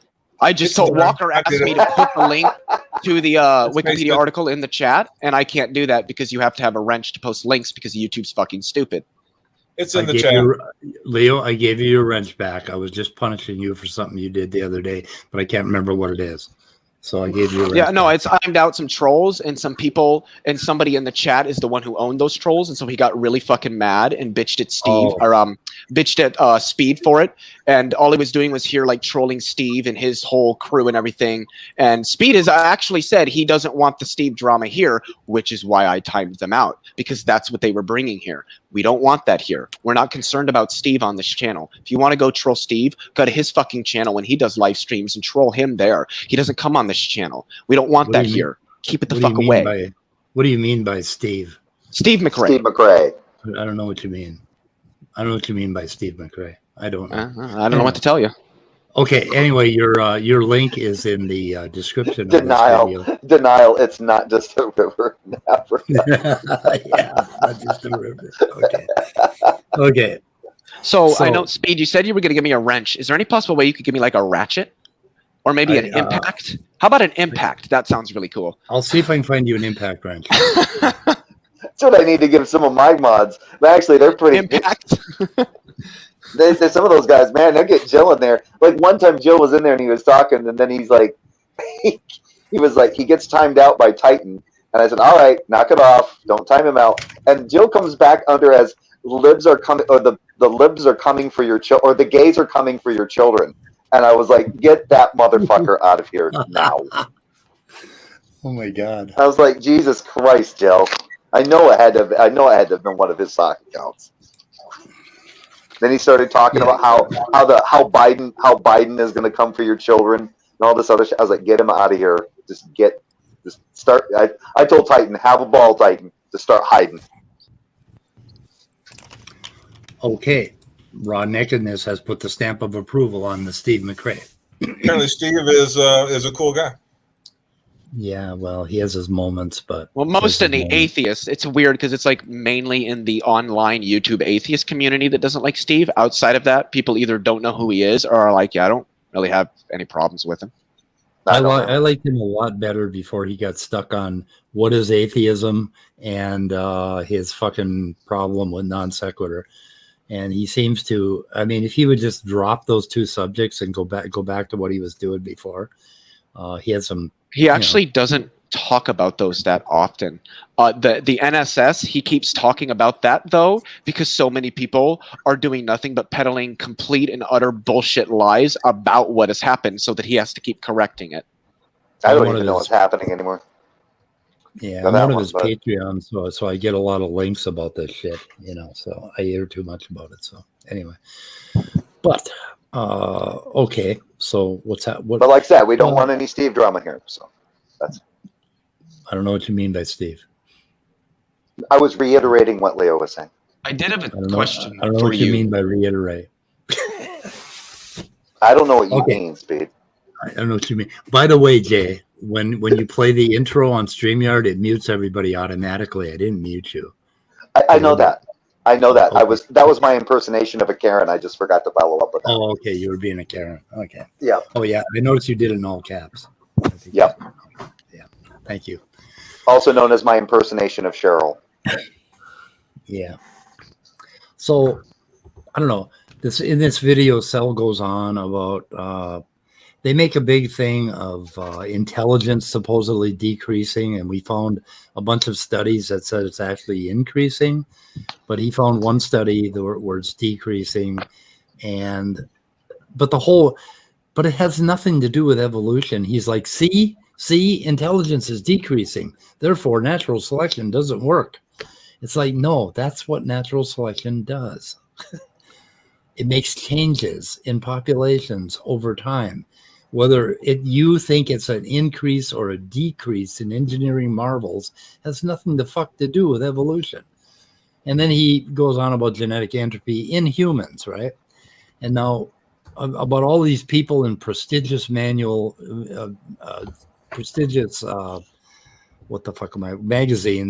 that are saying that, the human genome might be actually acquiring a lot of mutations. Well, it might be because, we're sort of a special case, as far as how we do things. Yeah, go ahead. Exactly. I can't remember the name. Who was it that first posited genetic entropy? I'm blanking on John the name. Sanford. Okay, well, now Sal Cordova in this video makes a big case that it wasn't John Sanford. It was Kondratyev with his article about why aren't we dead 100 times over, and a bunch of other people. But I mean, people have been concerned about, the possibility that our artificial selection with human beings is going to increase genetic load or whatever, genetic defects or whatever. But, the alternative to that is what? That shit we were doing back from 1920 to 1970, trying to fucking breed people, that sort of thing. So I mean, a master race kind of thing. But the thing is, there are 9 billion of us, and we're segmented all over the place in all these little populations that will interbreed. And there's very little chance that any one mutation is going to spread through the entire population and kill us all, because we're spread widely over the planet. And who knows? There might be one family might end up with what is that, hemophiliacs or whatever. And I mean, that's going to be a thing in that family, but it's not going to spread to the entire population overnight. Can I make a quick comment on something? Yeah. Just to add on to what I said, because Top Dog actually asked an interesting question. How did these fungi and shit protect themselves from ionizing electromagnetic radiation? Apparently, they have melanin in them. From Wikipedia, their source they're citing is Ekaterina Darakova, Arturo Casadeval, and ionizing radiation. How fungi cope, adapt, and exploit with the help of melanin. Let me pull that up so I can link that. Well, no, I wanted it to open it in another tab, you stupid dumbass. Holy fucking shit. Jesus Christ. I don't understand this anymore. These computers. Why is technology just complete shit? Oh, that's right, because we live under a capitalist system that doesn't actually make anything to be used for any reasonable amount of time. You got to be 10%. You got to be 10%. You got to be 10% smarter than the shit you're using, Leo. The process of using radiation and melanin for energy. Yeah, it's called radiosynthesis, and the fungi that use it are called radiotrophic fungi. So, Because and they're to fun me, guys. when we see shit like this, when people Fun say, guy. "Oh, well, we're pretty certain silicon-based life can't exist," I'm like, yeah, I mean, like, as far as we know, we can't figure out or develop, viable methods for how life could utilize silicon. But maybe it's like carbon and silicon use. Like, how do we know that there aren't forms of life that are so goddamn like that we wouldn't even recognize as life, but are still technically a form of life? Like, this is what makes me think that like life is really probably not all that difficult to find in reality. It's just that most of it is probably microbial life. Most of it's probably very extreme, and it's probably very, very far away from us. And all of those together just make it really, really hard to find and study. But I've always And, said, like- and I will continue to say till I die, if we ever discover life outside of this planet and even outside of the solar system, especially outside of the solar system, we will need a drastic reworking of what we think life is. It seems With like that being said, you want to know what animal? You want to know what little tidbit of life form? What little life form scares me the most? I'll be able. I'm gonna have to refresh. Fucking What's up? moss piglets. Moss Don't know what piglets those scare are. the. Piglets? Don't know what those Huh? are. tardigrades. Tardigrade. Oh yeah, moss piglets. I've never heard that term before in my life. Yeah. Yeah, it's another term Because for they them. look But yeah, like tardigrade. pigs, I guess. Those things in are the fuck. face. Yeah, those the things are. nose or something. Yep, those things are fucking freaky. Other You know, than when that, it still ticks for me. You know, when you go for a walk through some brush and you get all those little fucking burrs on your pants, and you have to spend like 3 days picking them off. Yep. That's what these are right here. Yeah, I hate those things. Yeah, but you know what I did yesterday? I was on a walk. My son was walking me, and he let me off the leash for a minute. And I ran and I picked one of these and I put it in my pocket on purpose. And so I spent the entire night last night picking these fucking burrs off my pocket. It wasn't fun. I'm spending more time picking them out of the fur of our cats than I am picking them off of my clothes. Okay, look at those especially little the barbs two on big the boys. Okay, the barbs on the end are becoming visible now. So Hey, let's see if I can- just be glad you guys don't. Hopefully, you don't live in an area. Well, I don't. Yeah, I don't think you live in an area where foxtails are a fucking thing. They're Foxtails? fucking. They got them in foxtail grass. Man, those things are vicious for dogs and cats. Are they? Fuck. Yeah. Oh yeah, I spent like 1 year, like over four. Well, we spent probably that well over shit. $800 having those. They're real. I mean, the seeds to them, they just embed themselves right into the pads. They can embed themselves in their nose and their eyes, and they're this. It's this. They've got a real hardy seed, and this particular grass very much likes to grow in very compact, dry soil, and it has a very quick germination. And when it comes to a head, it's got like these little bristles, and they dry out, and they're just nasty. They're horrible for pets, and they are all like over up here in porcupines? California. Is it like porcupine grass? Yeah, it's almost like porcupine quill. Well, it works like almost like a that's- porcupine quill. It just keeps working its way in. Hey, Dr. Josh wants to come in for a few minutes. He says, Well, he says he has to put the kids to bed, so that'll be in about 20 minutes. I thought he was going to. Well, he said he's got to do that in 20 minutes. He could come in for a few now, I think is what he was saying. Okay, Yeah, yeah, come on in. That's what I thought. link. he meant. I'll Yeah. put don't out know if another the link. link We is- need to get his Who wants it? reaction to praise. I know he was on my. I think he was listening to my live stream last night because he did say a couple things in the live chat. So I don't know if he listened to the whole thing or not. But we got to hit him with propellers part. Yeah, that's for sure. Okay. So if you see my my video screen is showing what I typed in the search engine as moss piglets Jay was talking about. This is the tardigrades that's showing all over the place. Oh, where are you? Let's That see. is a name. I have to say I've never heard moss piglet Yeah. before. Watch That Zafrank's must video be on that's got to be a boomer name or something like that.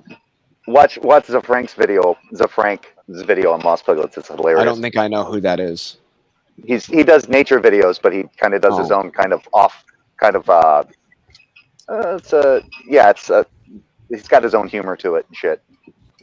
I see. That's probably why I don't Kind know of him. irreverent humor. I'm not like all those shows that like David Attenborough narrates about nature and life, and I don't have any interest in that. So I just This don't. guy narrates. This guy narrates like he like there's one scene where the spider is like making a web, and like he'll be like it's like he's talking to his editor or his producer. He's like, Yeah. Jerry, I don't think we can have that on here on YouTube. No, seriously, what is she doing right now?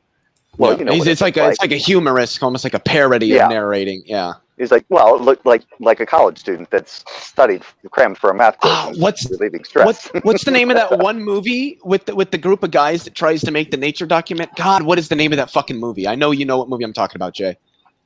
It's got all those guys. It's funny as fuck. All those guys in it that try to make Strange. Is it Strange Wilderness? I think I'm thinking of Strange Wilderness. Let me look that up. I think that's what. Oh, it I've is. never seen that movie. Hey, boys and girls. So Yeah, this Strange. is Oh, golden. dude, this is so fucking funny. I want to see who gets this meme. This is goldenrod. It makes an excellent tea. Does anybody know what no. goldenrod? I know what makes an goldenrod excellent is. tea? But do you know Yeah, about so- the makes an excellent tea? Who the fuck was that dude back in the 60s that was running around eating weeds? And he was telling you, and he said, goldenrod makes an excellent tea. Yul It's kind of- Gibbons. Yes. Anyways, Yul Gibbons. He did all the Grape Nut commercials. you got it. And there's some of those spiky things right next to it. So anyway, that's a goldenrod. And that ends the microscope portion of the weather report. I still remember when the FDA banned comfrey root specifically. They banned who? what? What? Comfrey root. Comfrey is an herb. It's very hardy, very hardy Damn herb. it, Scott. And Okay, Why? Scott, some you're guy, right. Is it because it has the word Dr. "cum" in the Ross. name? no, it apparently contains a particular alkaloid in it, and if consumed too much, will destroy your liver. Oh, And some guy yeah, that wouldn't be good. was drinking like 3-4 cups of comfrey root a day and died of liver failure. Yeah. I hate that. I'm on my fifth liver. Dr. Josh, how much of Jay's live stream did you see today? Bits and pieces of it. I'm more, I guess, chunks at a time. How late is it No. where you're at right now? Like 11:30? 6:40. Okay. I thought you were in a complete like wait. I thought you were like over the ocean or something. Mm-mm. Did you see the part where Praise was talking about propellers killing air molecules? I did, and I thought that's not my area of expertise, but Wait, it's not any of our hold on. areas. That of makes no expertise. sense. Propellers move water. What the fuck is he even talking about? Well, no, propeller like airplane propellers. I think it was. Airplanes have Oh, propellers? Well, he said They used to. helicopter.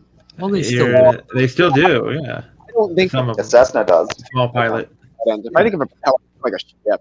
Well, because there's something called what's it called cavitation. I think if a propeller spins fast enough in the water, it reduces the pressure immediately following the propeller, such that the water can actually boil, and it creates a shit pile of water bubbles. It doesn't like damage anything, but you can hear that.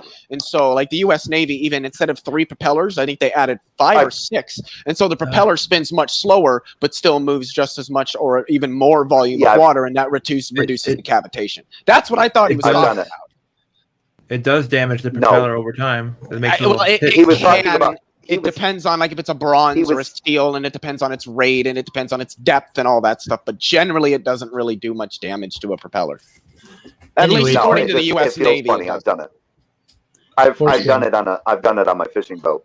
But yeah, he was specifically referring to helicopter blades. He said when helicopter okay. blades are spinning really Oh. fast, they're killing air molecules.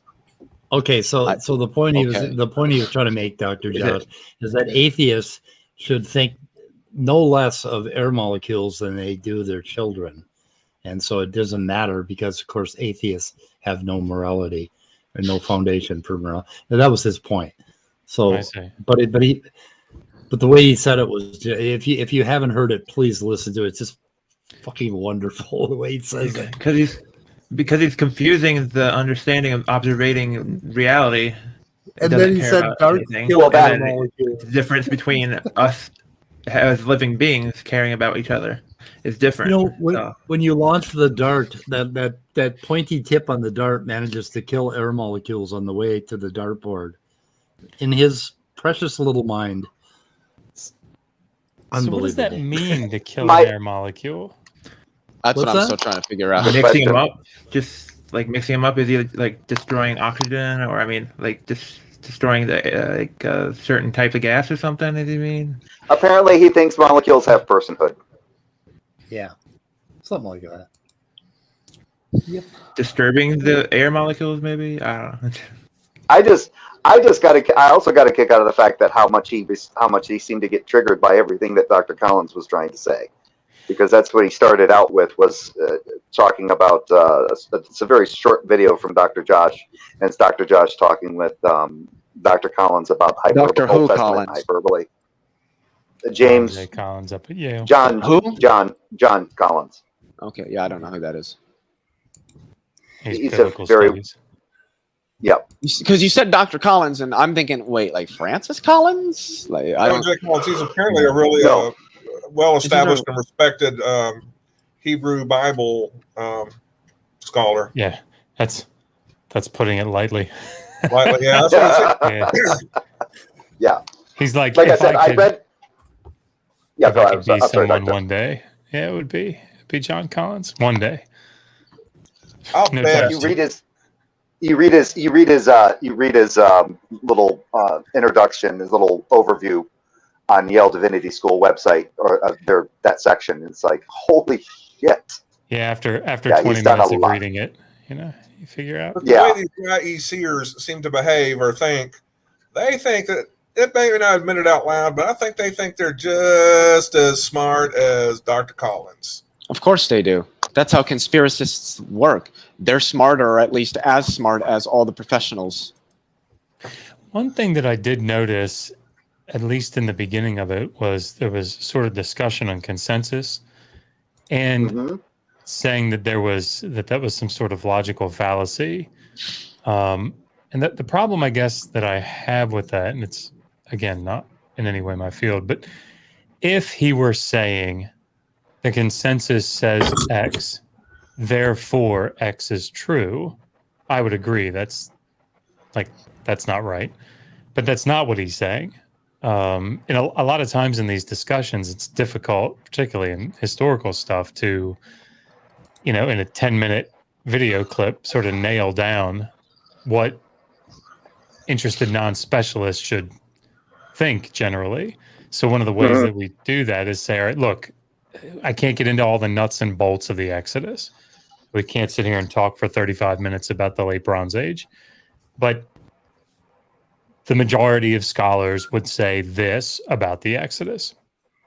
It doesn't mean that it's right. It doesn't mean that, it proves It's something. necessarily Wait, true. was Praise trying to argue that the Exodus happened? Because it definitely did not happen.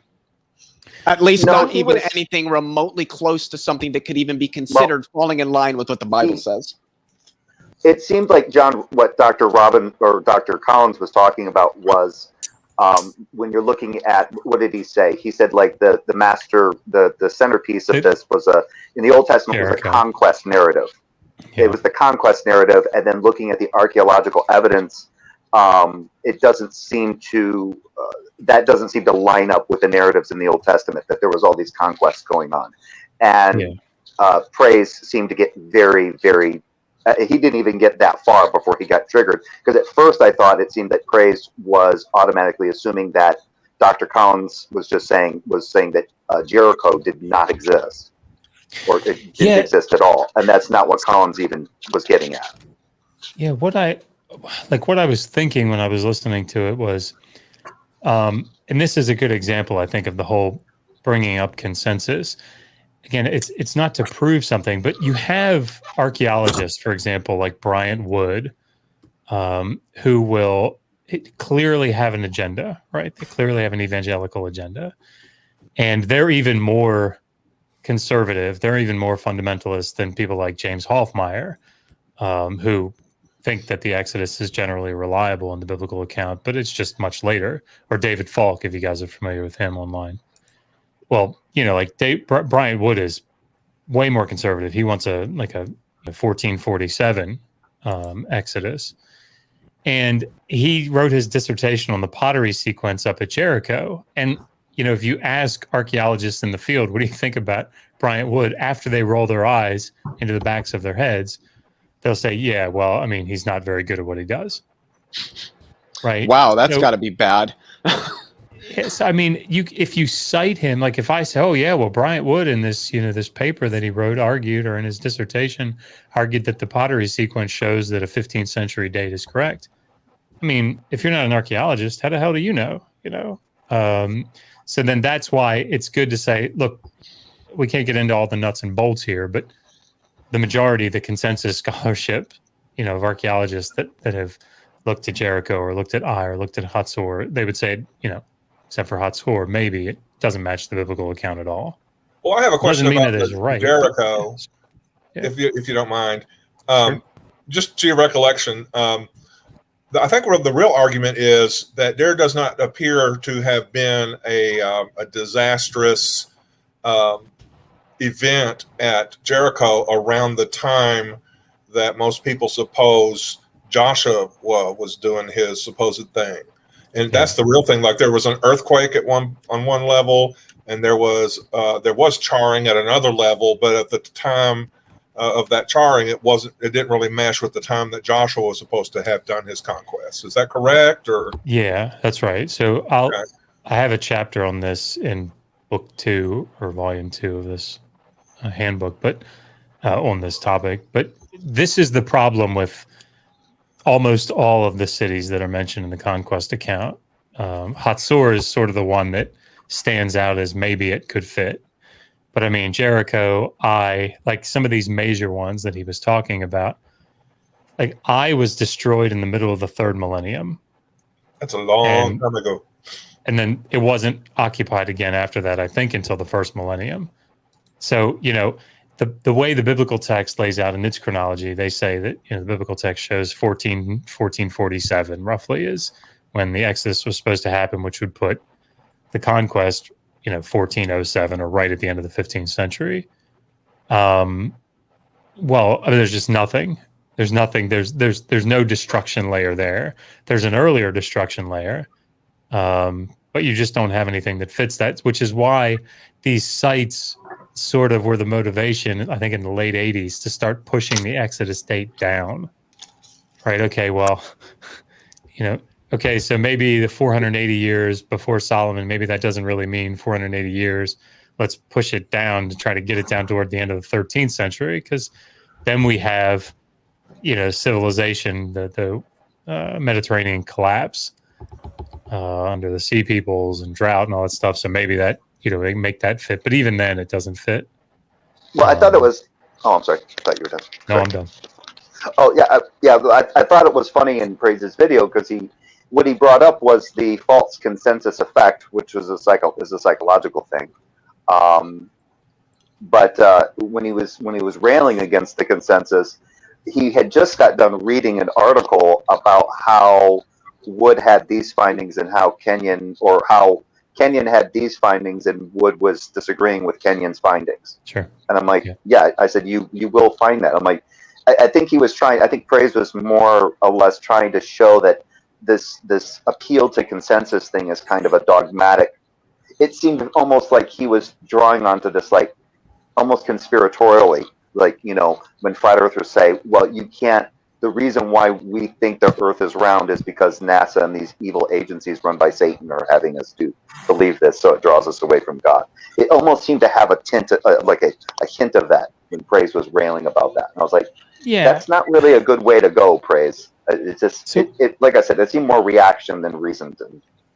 I mean, what is that? Stephen Meyer, is that the guy that does intelligent design? Is that right? He's one of them. Yeah, like I always hear him sort of brought out. You could cite him and you could say, see, this scholar, who's got a degree, he disagrees with the consensus. So, the consensus isn't always right. I suspect the response from scientists would be,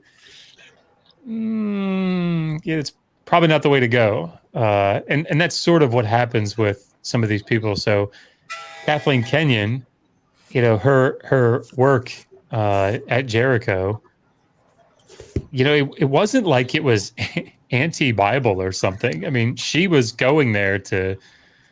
She thought that in some ways she could make it match, right? I mean, that's what a lot of these biblical archaeologists did, but it just didn't. And so, people coming back afterwards and trying to reevaluate the material culture, and they're doing that to try to say, no, I disagree with the findings. But again, just go read a bunch of archaeologists that have looked at the material culture from Syria, Palestine. I mean, it's not really debated. Again, that doesn't mean that it's necessarily right, but you should probably take it pretty seriously.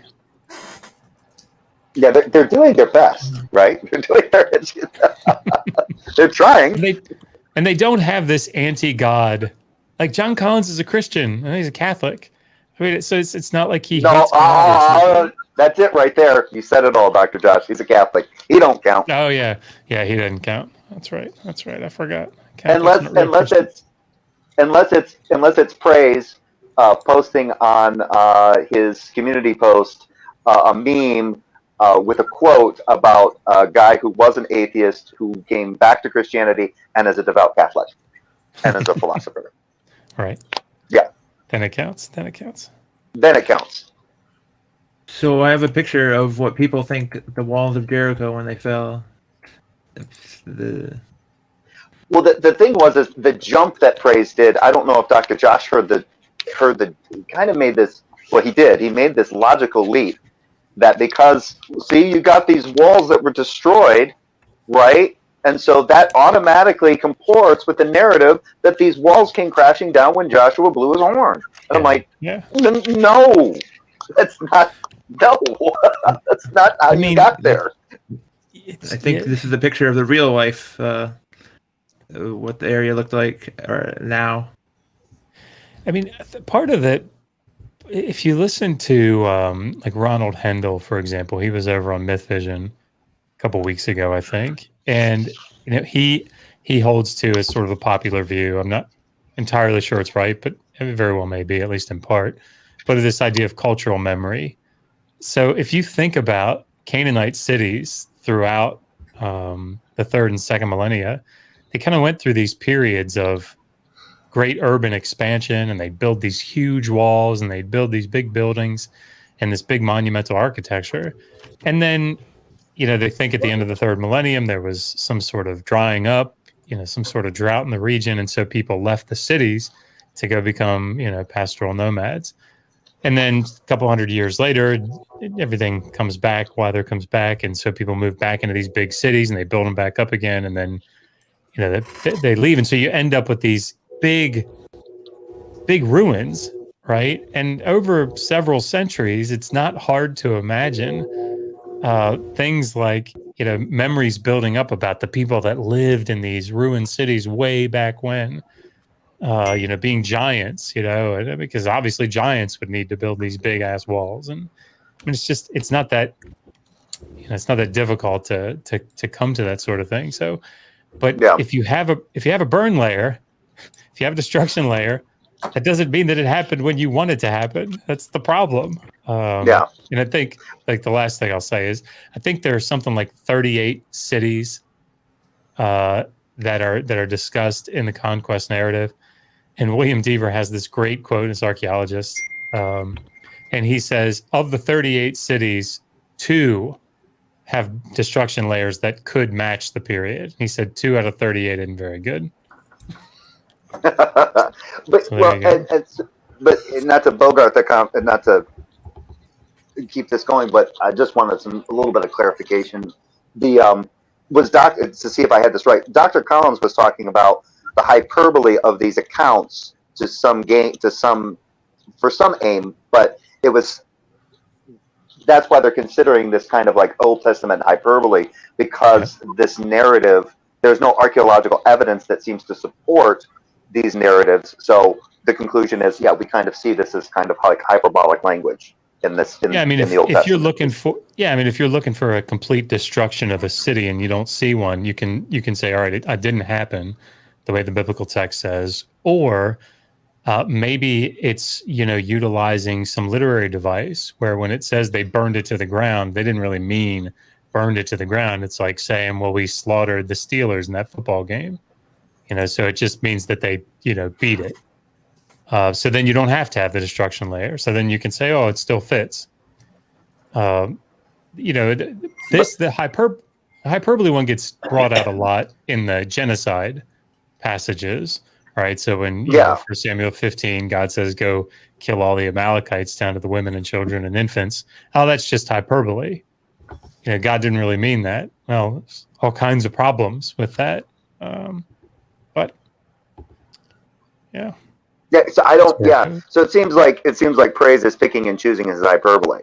So it's hyperbole. It's war rhetoric if it's like 1 Samuel 15, but it's not. It's not Old Testament hyperbole when it comes to the narrative, these conquest narratives. Yeah, I mean, had they dug down in Jericho, had they dug down in Ai, you know, and found, you know, late 15th century burned layers and destruction layers throughout the city, believe me, hyperbole wouldn't come up. Like that wouldn't be a thing. If the Book of Judges didn't talk about some of the have a different account of you know, the early period of Israelite history, where, you know, people in Joshua are supposed to be wiped out, and then they show up again in Judges, hyperbole wouldn't come up. But you have to figure that out. Well, how is it that, you know, this tribe gets completely wiped out in Joshua, but then they show up in Judges 1? Well, it's got to be because there was hyperbole. Okay, gotcha. and maybe, but. Or it could just be they're full of shit. It could just be they're different traditions that are being brought together. I mean, it's yeah. The Hebrew Bible is a very complicated book. But sorry, I feel like I've taken the conversation away. No, you have not. No, like I said, I was reviewing. So I hadn't watched the video I hadn't seen the video that Praise was actually reviewing of you and Dr. Collins. So I was like, okay, so I was just going off of just what Dr. Collins said, how you kind of brought up the intro, then what Dr. Collins was saying, and I'm just kind of critiquing the way Praise is reacting to it. I'm like, you might want to let him finish his point, Praise. Yeah, I mean, the fact that he's a Catholic, I mean, I don't know how serious of a Catholic he is, but I mean, it's hard for me to imagine that he's got, you know, like a bias against the supernatural or something. That drives his beliefs or his conclusions if he's a Catholic. I don't know, but it's possible, but I don't know that I would start there. Can I bring the discussion to another part of Old Testament history? Would that be okay? Yes. All right. I don't know if you remember, Dr. Josh, but in a side chat, probably on Myth Vision or somewhere else, I asked you about Russell Gamerkin and his positions. I'm reading his book, his earlier book, like from I can't remember what year, but he brought up the Elephantine letters and the fact that at least very late, it appears that there were Jewish or Semitic, I don't know what you would call them, centers of worship that didn't seem to have a full-on awareness of the Deuteronomic practices. They seem to have worshipped not just Yahweh, but other gods. And also, isn't it also clear from other digs, like in Samaria and some other towns, they had relatively late worship centers for Yahweh as well. So I want to ask, what's the latest that we see some sort of I don't know what you call it. I would say non-traditional worship. You know, anyway, at least non-traditional in the sense of not the worship I remember other people saying happened in Israel. In other words, it was just one God. It was just in Jerusalem, and they tore down all the Asherah poles and everything. And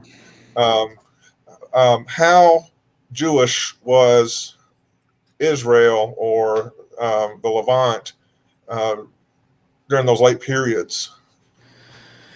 That's a tough question by itself, and I think it'd be tough for somebody that actually specializes in Israelite religion. So I don't have a good answer for you. There are things that are going around in my brain about things that we see like as late as the book of Ezekiel, but probably the place to look is Ted Lewis has a new book out. It's about a year old now, I guess. And it's called something. I always forget titles of books, but it's on Israelite religion.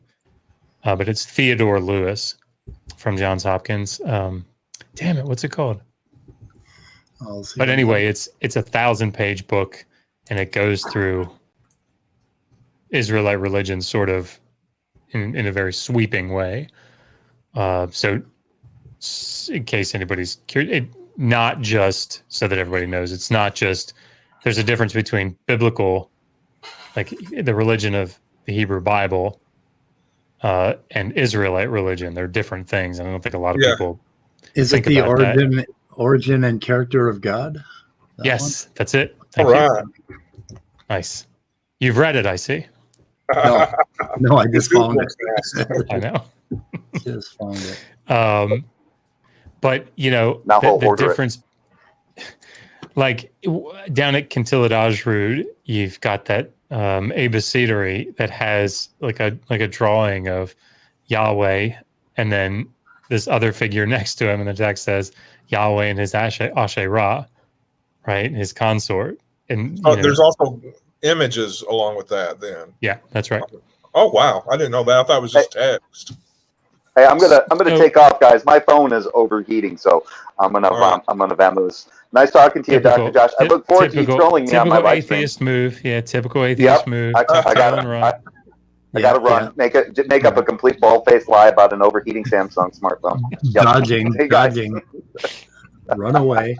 See you, Jay. See ya. Damn atheist. I believe he was recording on his phone. I link that book in chat in the description of this video, by the way. So okay, and I will. Well, how much is it? Damn it! Yeah, I'm on a budget now. Yeah, it was a little expensive when I got it. Yeah, it's $80. Yeah, okay, it's come down a little bit. Yeah, let me see if we got a used one. Nope. Nope, not finding it. Anyway, I got a lot of books. I got too many books. I got to quit. So how many kids do you have under your roof now, Josh? 5. 5 kids. Wow. Oh, God. A herd of kids. I feel like we're getting to the point where my dad used to tell the story about how they'd sit down at dinner and they'd crack open a can of something and they'd start passing it. They'd take a little bit and pass it, and by the end, the last person would take the last bit and throw the can in the trash. It just feels like what's happening now. Those kids like to eat. Pretty regular. Yeah, I don't think Megan's getting out of bed more than once or twice a day, because she sits there and feeds them, and then one of them falls asleep and the other one cries, and it's great. Are they all like individuals, or do you have twins or doubles? The infants are twins. The infants are they identical? No, a boy and a girl. Okay, my twins are 40 years old now this year. Wow. So, and it has been a remarkable experience, twins. The double strollers and going to the grocery store, and you each got a kid, and it's Well, we used to have to write checks, and nobody could write the check because we all had a kid, and too many kids. Indeed. Yeah, I didn't realize she was going to have a goddamn litter. Well, speaking of which, I probably should drop out and get these. I've got a 3-year-old and an 8-year-old to try to get in bed, so it's like an hour process. Well, thank you. Thanks for dropping in. Thank you for stopping in. I really appreciate it. Of course, yeah. I'll try to do it more often if that's of any use. That would be great. Yeah, we shoot it in the head at 6 o'clock every day anyway, or 6 o'clock Central, which is. I usually listen to you guys while I'm doing I'm walking or riding the bike or something. So. Oh, good. Well, that makes me feel good. Try to catch it most days. So. Yeah. All right, y'all. Enjoy. Okay. Thanks. Take care. Thank you. Thanks for having me. And on that, we're going to shoot her in the head, guys. My son is it's getting about the that leash. time. Yep. Yeah, he's Yeah, getting it'd the be leash nice to have down. Dr. Josh in more often, then we can talk You a should little throw. I don't know why it was muted. more You should biblical. throw the link to Andrew again so he can come in here so I can talk to him about something because it's really weird and I've only seen it a couple times and it's very abnormal. And I have to be honest, genuinely, I am a little bit concerned. Okay, throw the link out there. The link And is out. we're going to end the show, and we'll go backstage. And Andrew, you can come in, even though the show has ended, with the link. I don't know if you knew that or not, but okay, guys, good enough for the day. So goodbye, cruel world. What do you think of that? Stay curious. Yep. Get off my lawn.